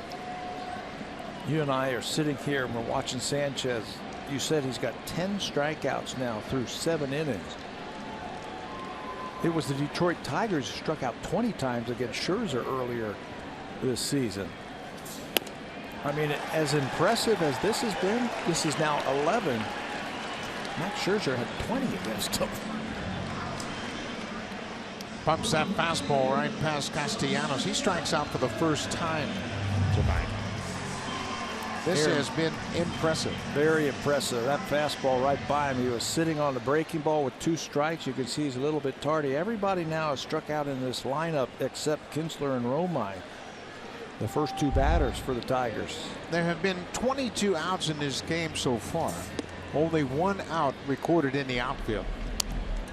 And that was a very good play by Michael Saunders in left in the 6th inning on a line drive off the bat of Andrew Romine. Upton has the only hit for Detroit tonight.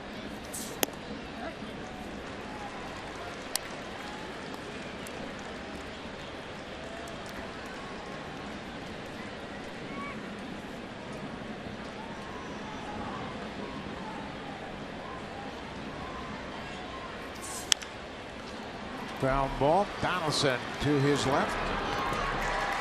2 down. That's another guy who's been busy over on the left side of the diamond. That is 6 plays made by Donaldson flawlessly tonight. You'll get that with a lot of right-handed batters, and the Tigers have a lot of right-handed batters in their lineup with that sinker. Donaldson and Barney have been very busy.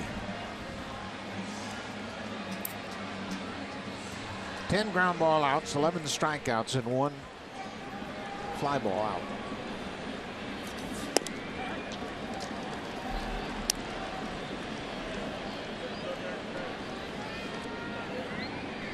Eleven ground ball outs, 2 outs. Saltalamacchia, the batter. I don't think he's tired. No, 96.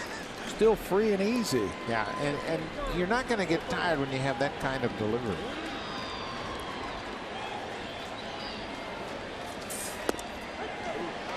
What a curveball. What a capper to the 8th inning. He snaps off a beautiful curveball. That's 12 strikeouts tonight for Aaron Sanchez, shutting out the Tigers on just 1 hit. 2-0 Blue Jays.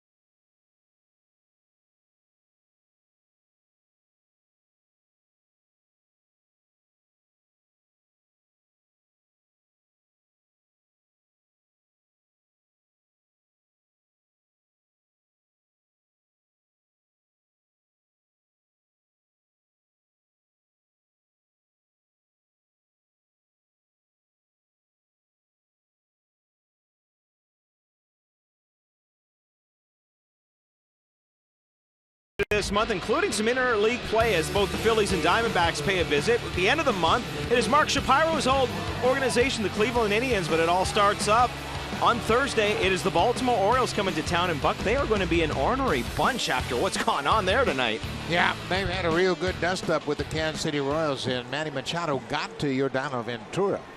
And they had a nasty brawl, and Ventura's been the igniter in a few of these. How about right after that brawl, Davis and Trumbo go back-to-back. And that'll calm down the Royals.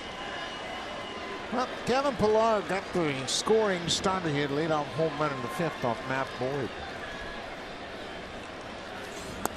Kevin's had a 2-hit game. The Blue Jays have just 5 hits.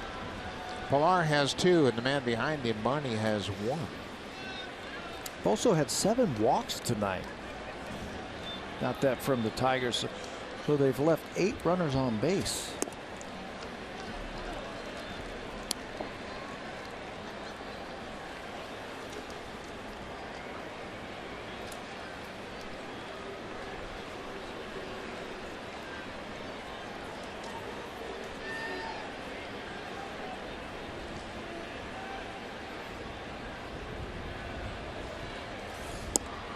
There's a strike now, 3-1 to the leadoff man here in the top of the 9th.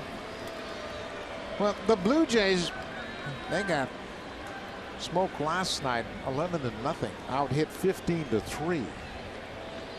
And Aaron Sanchez has set a beautiful tone for this series. Parnell loses Pillar.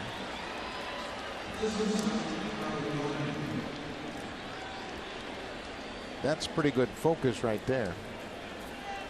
Sanchez has really developed into an outstanding young starter. He's thrown 93 pitches, 63 strikes, and has recorded 12 strikeouts. And hopefully he can say, take the night off, boys, down in that bullpen, the way he's throwing. Barney shows bunt, takes a strike.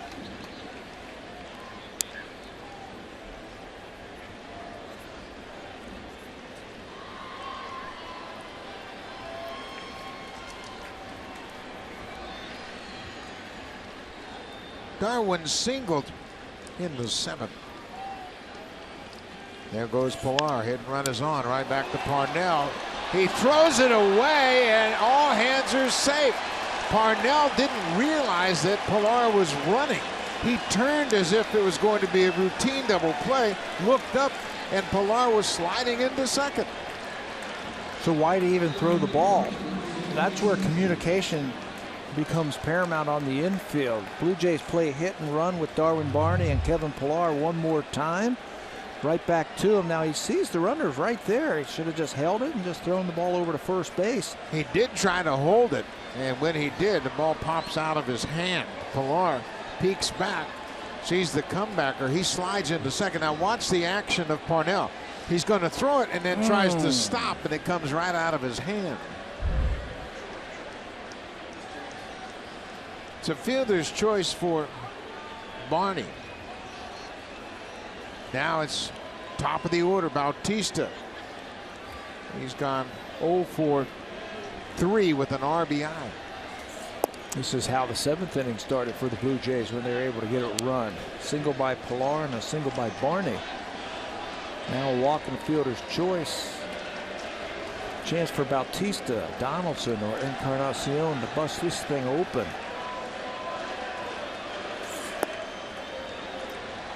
2-0.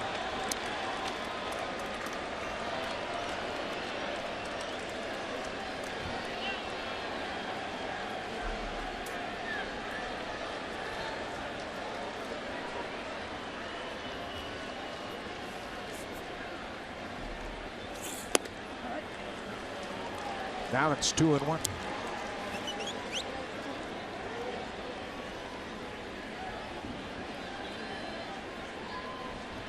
This is the 4th time the Blue Jays have drawn 7 walks in a game.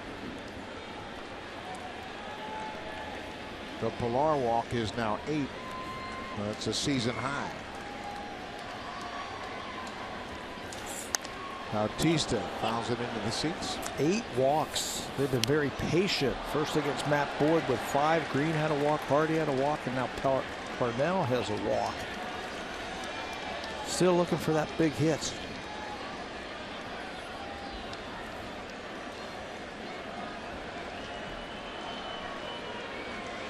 They got it all set up for him right here. They got the right guy at the plate. Bautista had an RBI on a fielder's choice in the 7th. He has 39 ribbies for the season.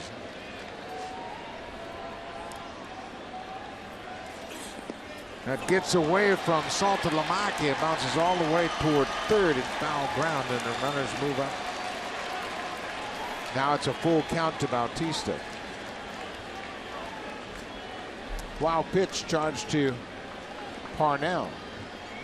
That will probably bring the infield in, making a dangerous hitter in Bautista just a little bit more dangerous. Curveball from Parnell, and he bounces this. This ball ricochets off of Saltalamacchia all the way out to third base.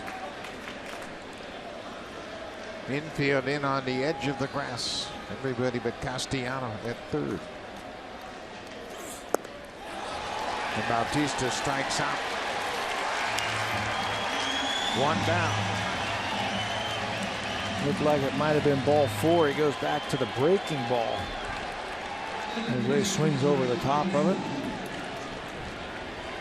Got to figure out a way to get at least one of these runs in.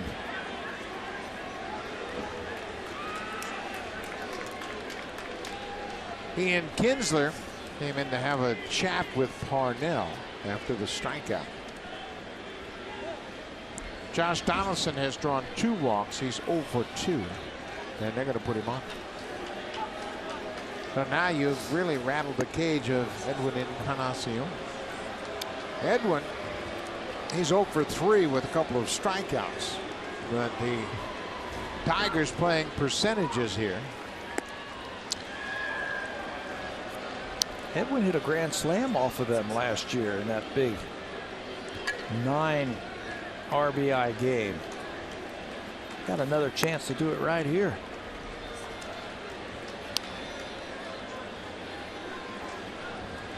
Bautista upset. He had an opportunity to add to this lead. There's ball 4 to Donaldson, his 3rd walk of the night. And now the stage is set for Encarnacion. Edwin has 9 career grand slams. You mentioned the one he hit against Detroit, part of that 3 home run game. He had 3 grand slams last season. And it's going to be power fastball, power curveball versus a power hitter. Edwin struck out last time with a couple of runners on.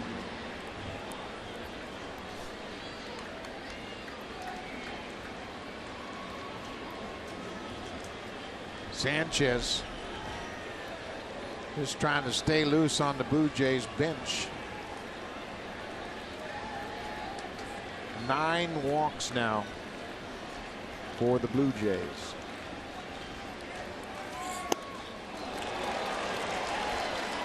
Boy, another hittable pitch. Yeah, right down the middle.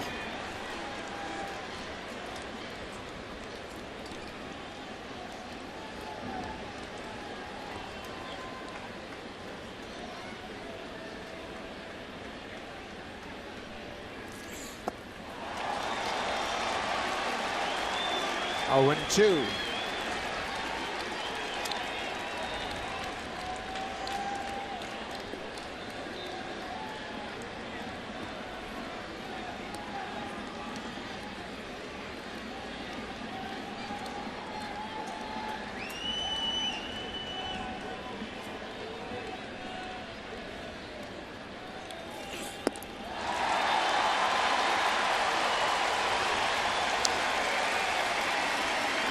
Parnell with a 2nd strikeout this inning. He was down in AAA, Bobby Parnell. I told you he's got some major league experience, but while he was in AAA getting himself into shape, he had some strikeouts, 16 of them in the 21 innings that he threw down there. This is a nice overhand biting curveball. Look at the spin he generates off of those fingers. Puts it in a good spot too with 2 strikes. Russell Martin now with the bases loaded. Russell's faced Parnell. He is 2 for 3 against the big righty.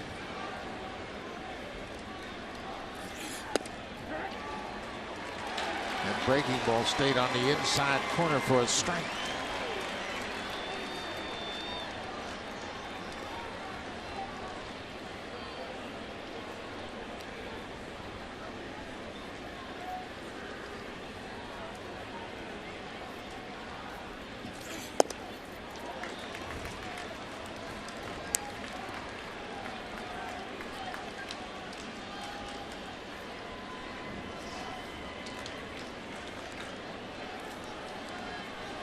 That's a 300 hitter with the bases loaded.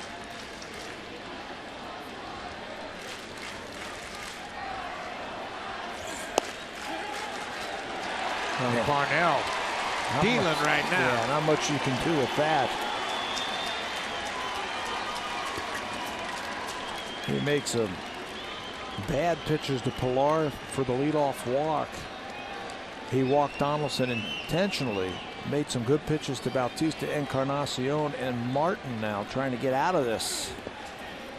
Breaking ball smothered by Saltalamacchia. Man, it is so tough to hit in the major leagues right now when you've got these kind of arms coming out of the bullpen with that type of curveball. That's got some serious bite to it. And it's like every team's got guys who throw 95 plus from the 7th inning on. Tough to get a hit.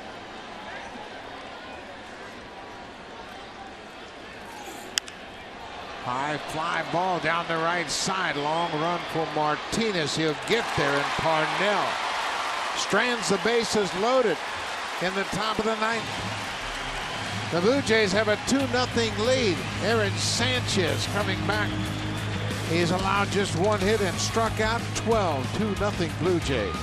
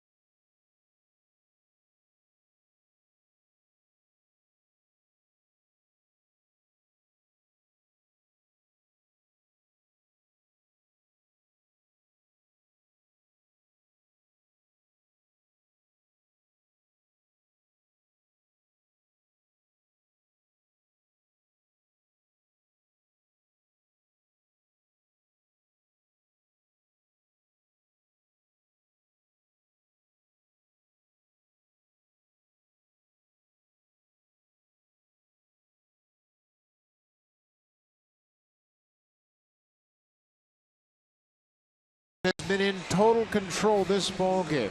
He's allowed just one hit. That was a leadoff double in the third. One walk, and he's set a new career high in strikeouts with 12, and he's thrown just 93 pitches. He has been in total control out there on that mound, and now he's got to finish it off. Ezekiel Carrera takes over in left field defensively for Michael Saunders. Jose Iglesias, he's 0 for 2. Ball on the strike. There has been one no-hitter this year. Jake Arrieta of the Cubs no-hit Cincinnati on the 21st of April. And there's the second hit of the ball game. Jose Iglesias gets a base hit to start the ninth. Now for a preview of what's coming up next on Sportsnet Central. Here's Ken Reed and Navalka Osman.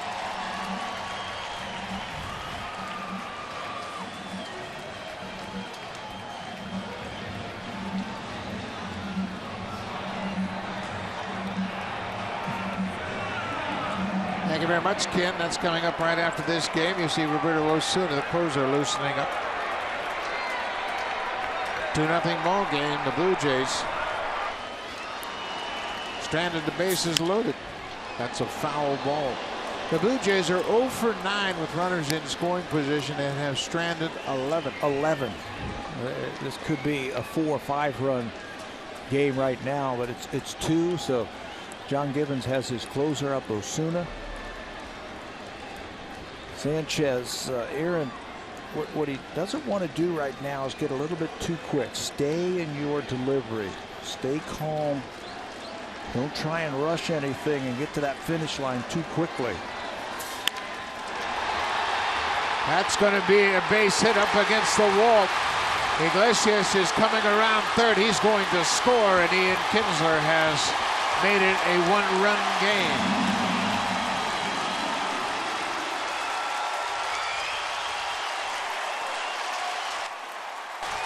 And John Gibbons quickly out of the dugout. There's the call for Osuna. So Sanchez gives up a base hit to right and an RBI double to Kinsler. And it's a 2-1 ball game here in the ninth. Little blooper into right field, and then a blast to left field. Sanchez, what a night with his 12 strikeouts, and it's up to the bullpen now to save it for him. A terrific start for Sanchez. Lots of Blue Jay fans acknowledging the great start. Here comes Roberto Osuna. It's a one-run game. 2-1 Blue Jays.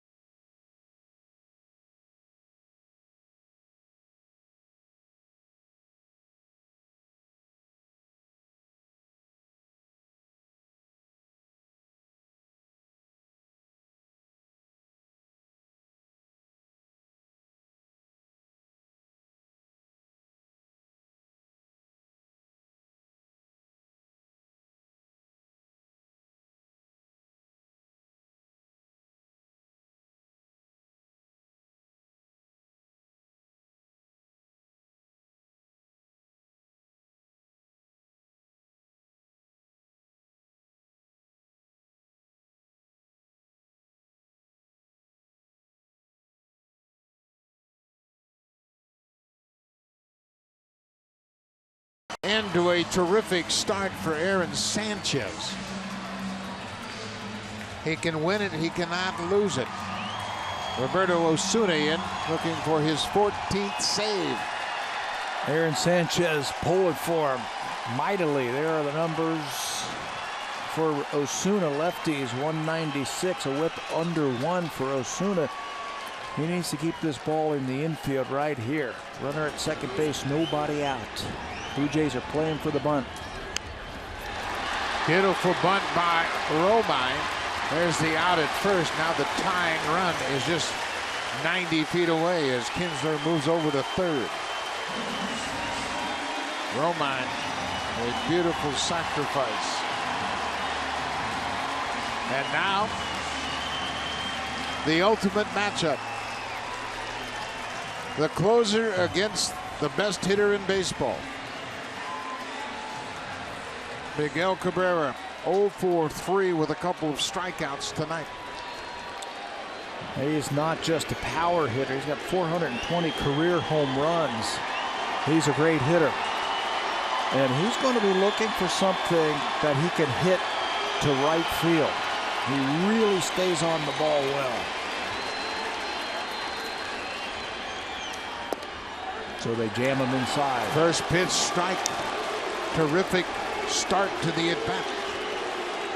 This is the first time Cabrera has faced Osuna.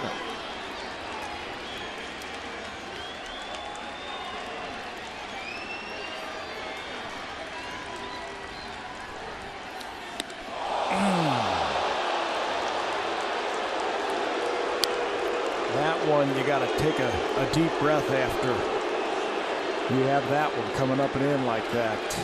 Osuna was reaching back for a little something extra. They want to keep the ball in hard on Cabrera, and that one just got away from him. Watch Miguel. I don't know how he got away from that one.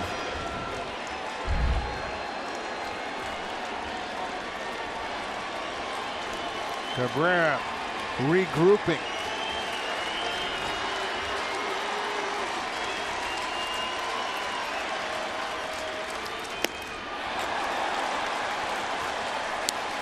'96.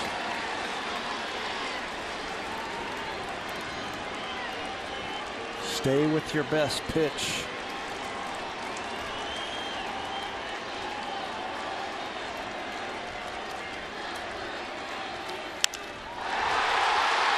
Deep drive to right. That's off the wall. That'll tie it up. Cabrera's headed for second.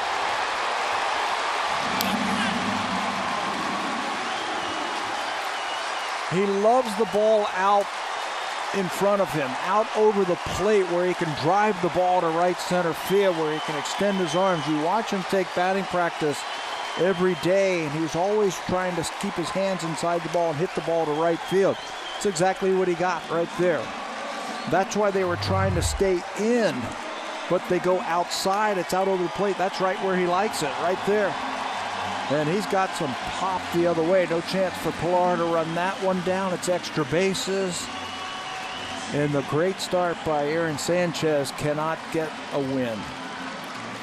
A rough no decision for Sanchez as that ball hits at the base of the wall in deep right center. So they'll put Victor Martinez on with one out and first base open. That's what makes this Detroit Tiger team, their offense, so tough.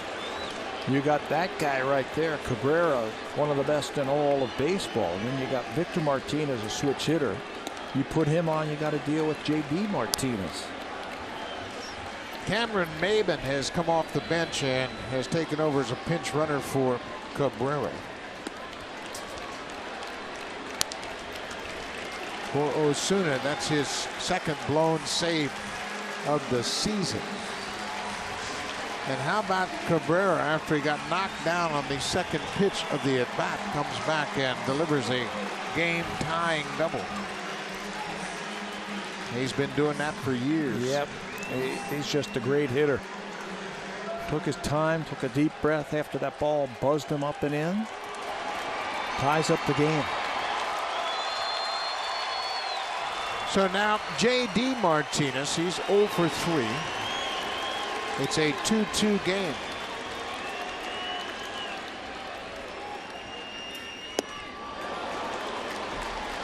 First pitch breaking ball.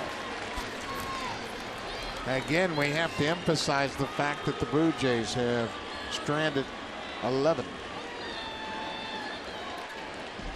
They haven't been able to take advantage of 9 base on balls by Tiger pitching tonight.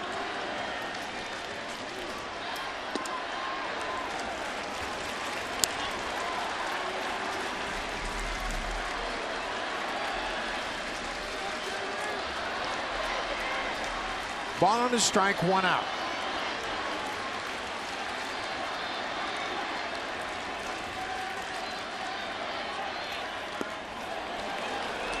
Nice block by Russell Martin. Boy, you have no idea where that ball is going to bounce. He throws it so hard, it's a slider. Russell, watch him get over there, anticipating that ball in the dirt, and actually catches it. What a play.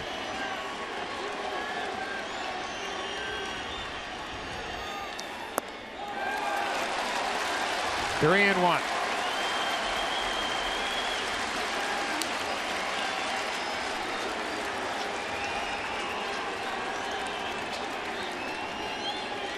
Nick Castellanos is on deck. Jose Iglesias started it with a base hit to right. Slider, 3 and 1. J.D. Martinez wasn't expecting that from Roberto Osuna. Cameron Maben, the pinch runner at second.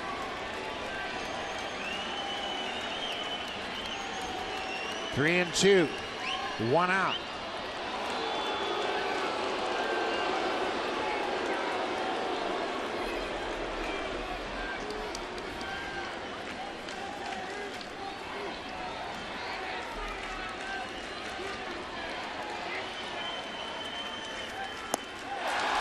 Slider, he struck him out. If you're going to throw it 3 and 1, you're probably going to throw it 3 and 2.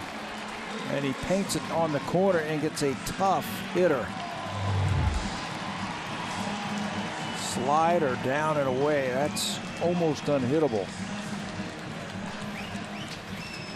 So now with 2 outs, it'll be Nick Castellanos, the third baseman. He is 0 for 3. A couple of ground outs and a strikeout.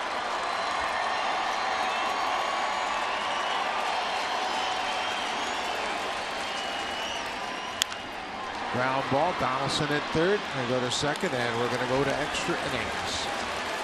Roberto Osuna gives up an RBI double to Miguel Cabrera. The tying run comes in to score. Sanchez was terrific, but nothing to show for it tonight.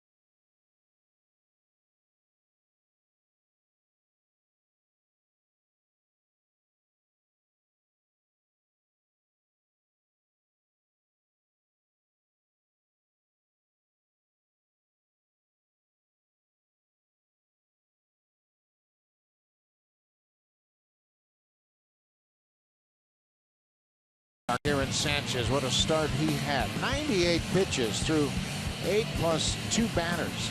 He took a one-hitter into the 9th inning. Jose Iglesias got a leadoff single. Ian Kinsler hit an RBI double, then he was out of the game. He set a career high with 12 strikeouts and had just one walk. Just one walk, total control, and left after that double by Kinsler. The bullpen gives up another inherited runner. He scores. So we're going to go to extra innings, but what a night for Aaron Sanchez. Had everything working. We go to the 10th inning, and Justin Wilson will be the 4th reliever for the Tigers tonight. The hard-throwing lefty in 26 games has had 32 strikeouts and just 4 walks. He comes right after with a hard fastball and a hard slider. Henry Romine started in center. He comes in to take over at first as Cameron Maben took over as a pinch runner for Miguel Cabrera, so Maben is now in center field.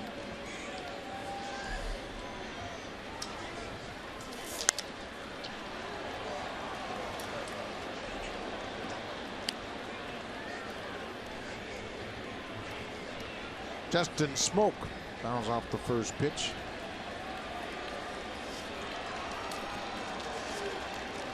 Smoke has gone 0 for 3 with a walk. He was robbed of an extra base hit in the 8th as he lined one down the third baseline. A hot shot that Castellanos made a nice play on. He's had some big games here.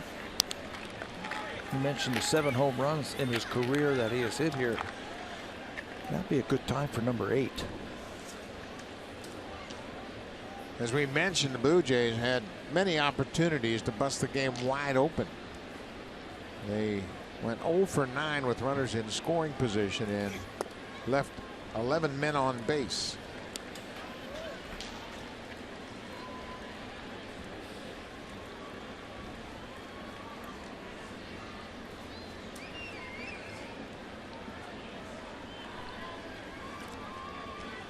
One and 2. Now it's 2 and 2.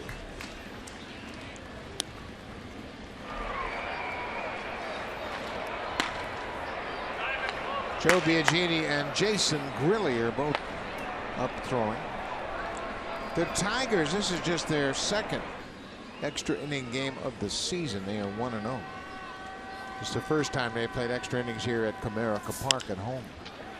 Big bouncing ball to third. Castellanos with plenty of time. One down.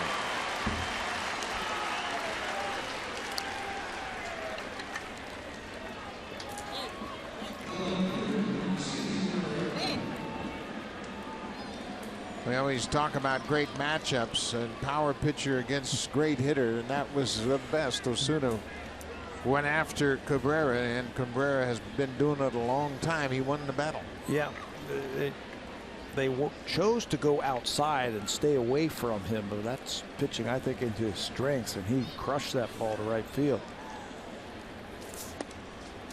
Ezequiel Carrera batting for the first time. He entered the game defensively in the top of the ninth for Michael Saunders.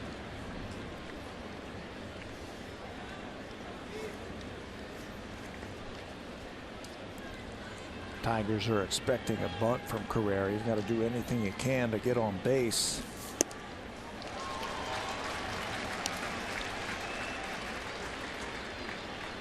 But the job Bobby Parnell did. He got the double play to close out the eighth, and then left the bases loaded as he struck out Edwin Encarnacion, Jose Bautista, and got Martin to fly out. That's why you're hoping. We were saying that last inning. Just scratch one of these runners across, just one of them. You score one, they have to score two to beat you. Just could not do it. 3 runners left on base last inning.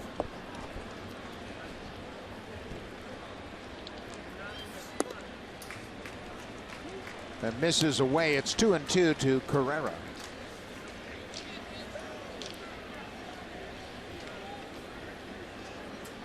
Encarnacion has struck out 3 times tonight. Pitching has been dominant in this game. Victor Martinez struck out 3 times tonight. First time he's done that all season long. All 3 of those strikeouts at the hands of Aaron Sanchez. There's strikeouts everywhere, isn't there? 2 pretty good fireballers tonight. This Tiger bullpen, they've got some guys who can throw hard. Green had 3 strikeouts, Parnell with a couple, and now Wilson gets his first.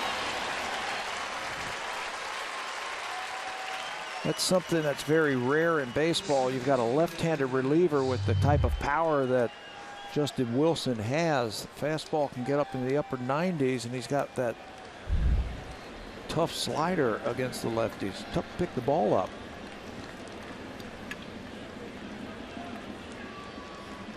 There have been 24 strikeouts in this game.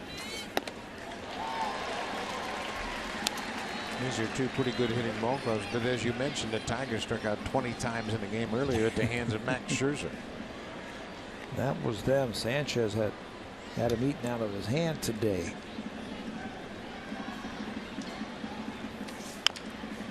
Bouncing ball. Castellanos going to have to barehanded. He does. Good stretch at first by Roma, and Justin Wilson retires the side in order in the top of the 10th. Nice play at third by Nick Castellanos.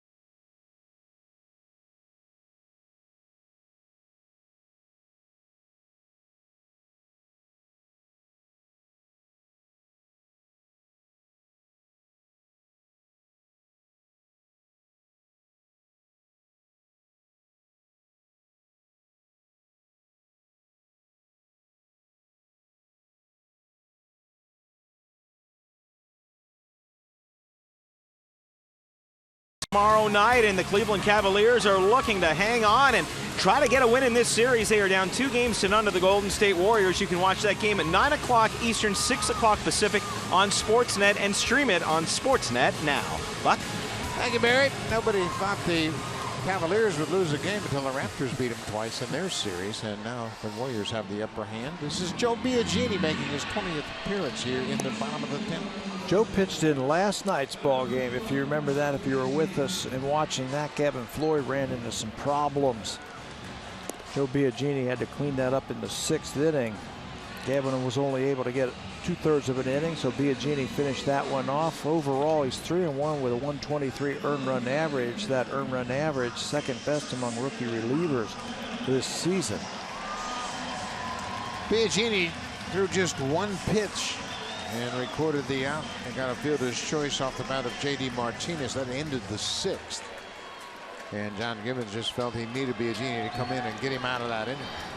So he is strong and ready to go. Justin Upton, 1-for-3 with a double.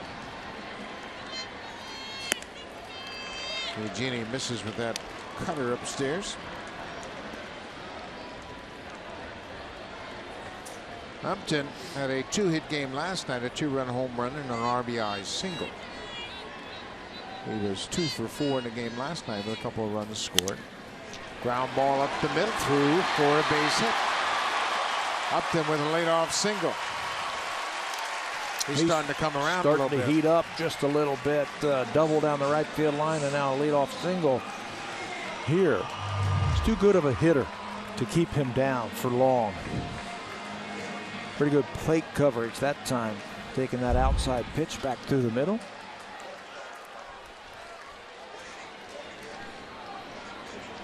Upton's got good speed at first. He's only 2-for-2 this season. He had a stolen base in last night's game in the 2nd. He had 19 stolen bases last year. Career high of 21 in 2011. Saltalamacchia fouls back the first pitch. Saltalamacchia struck out 3 times against Sanchez. What an outing for Aaron Sanchez. 12 strikeouts, a new career high. He walked just 1 and allowed 3 hits.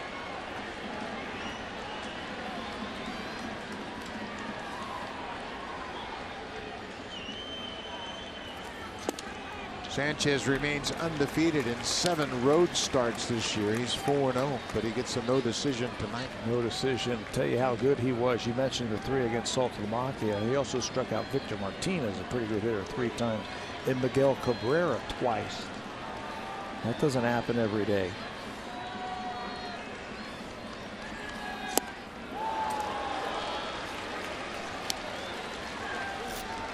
Saltalamacchia behind 1-2. Got that long swing. Throw another breaking ball down like that, you'll get strikeouts.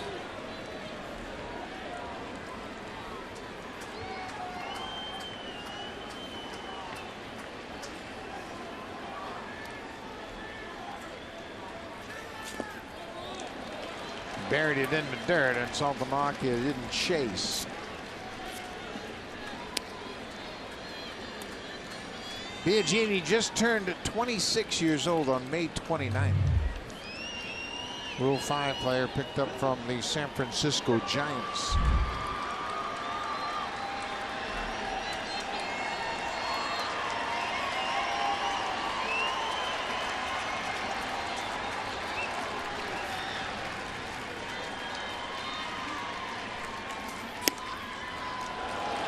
He took a shot at that inside corner and missed.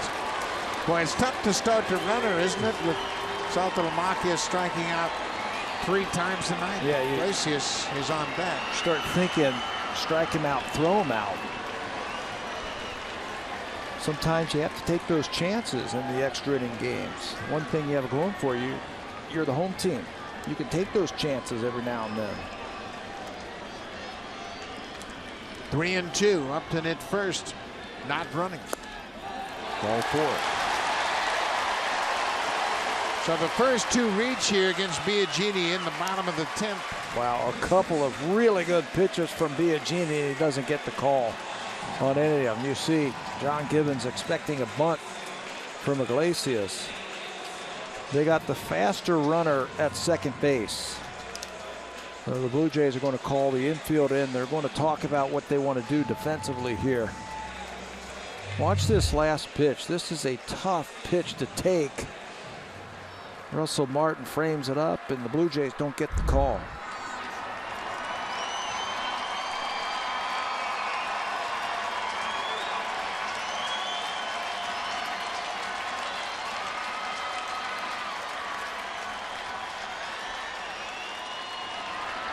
So the infielders, they have had a meeting and they've got their defense all sorted out.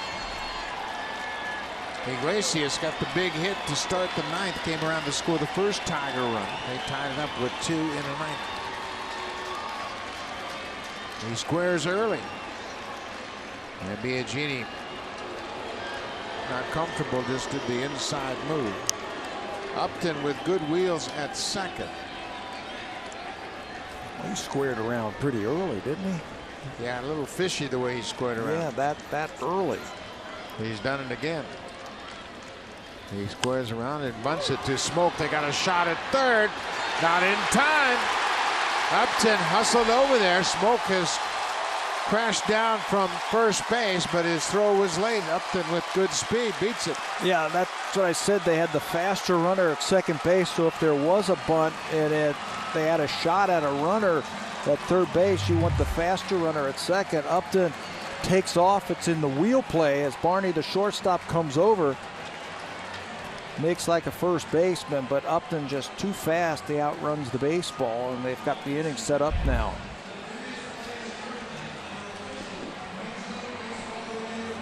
The replay review is powered by Samsung. The umpires are having a look at that play at third. Larry Vanover, the crew chief, made the call. Even on that replay we had, he looked pretty safe. That's an easy call. Now we mentioned Upton with good speed.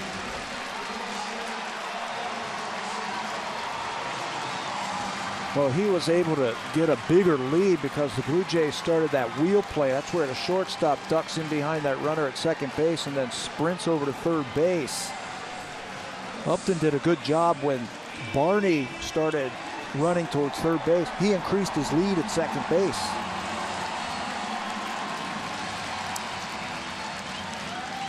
Well, Biagini gets a pitch to throw after the replay review, and now Ian Kinsler, he drove in the first Tiger run in the 9th with a double to the alley in left center, and the outfield has to come in now. Very shallow in the outfield. Ian is a free swinger too. He hit the first pitch he saw from Sanchez in the left center field, so be very careful on this first pitch. The line scores exactly even, 2 runs on 5 hits for both teams. First pitch strike. Biagini has kind of an advantage. They haven't seen him before. But the close pitch to Saltalamacchia that was called ball 4 really was a pretty good pitch.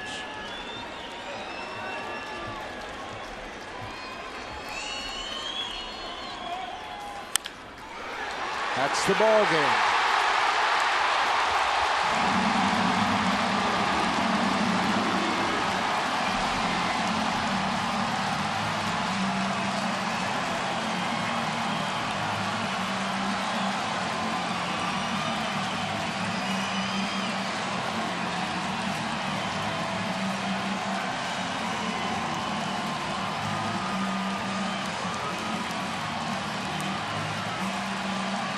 The Tigers scored 2 in the 9th to tie it. And Ian Kinsler has a pair of RBIs. He's got the game winner here in the 10th. That's a disheartening loss for the Blue Jays. They're in total control. Aaron Sanchez and the rest of the crew, total control till the 9th inning. They score 2 runs, send it to extra innings, and win it without getting an out in the 10th inning. Ian Kinsler with the game winner. Justin Upton starting to look like the player they had acquired Blue Jays lose a tough one, 3-2. We'll see you tomorrow afternoon. Here's Sportsnet Central. Ken Inamonka.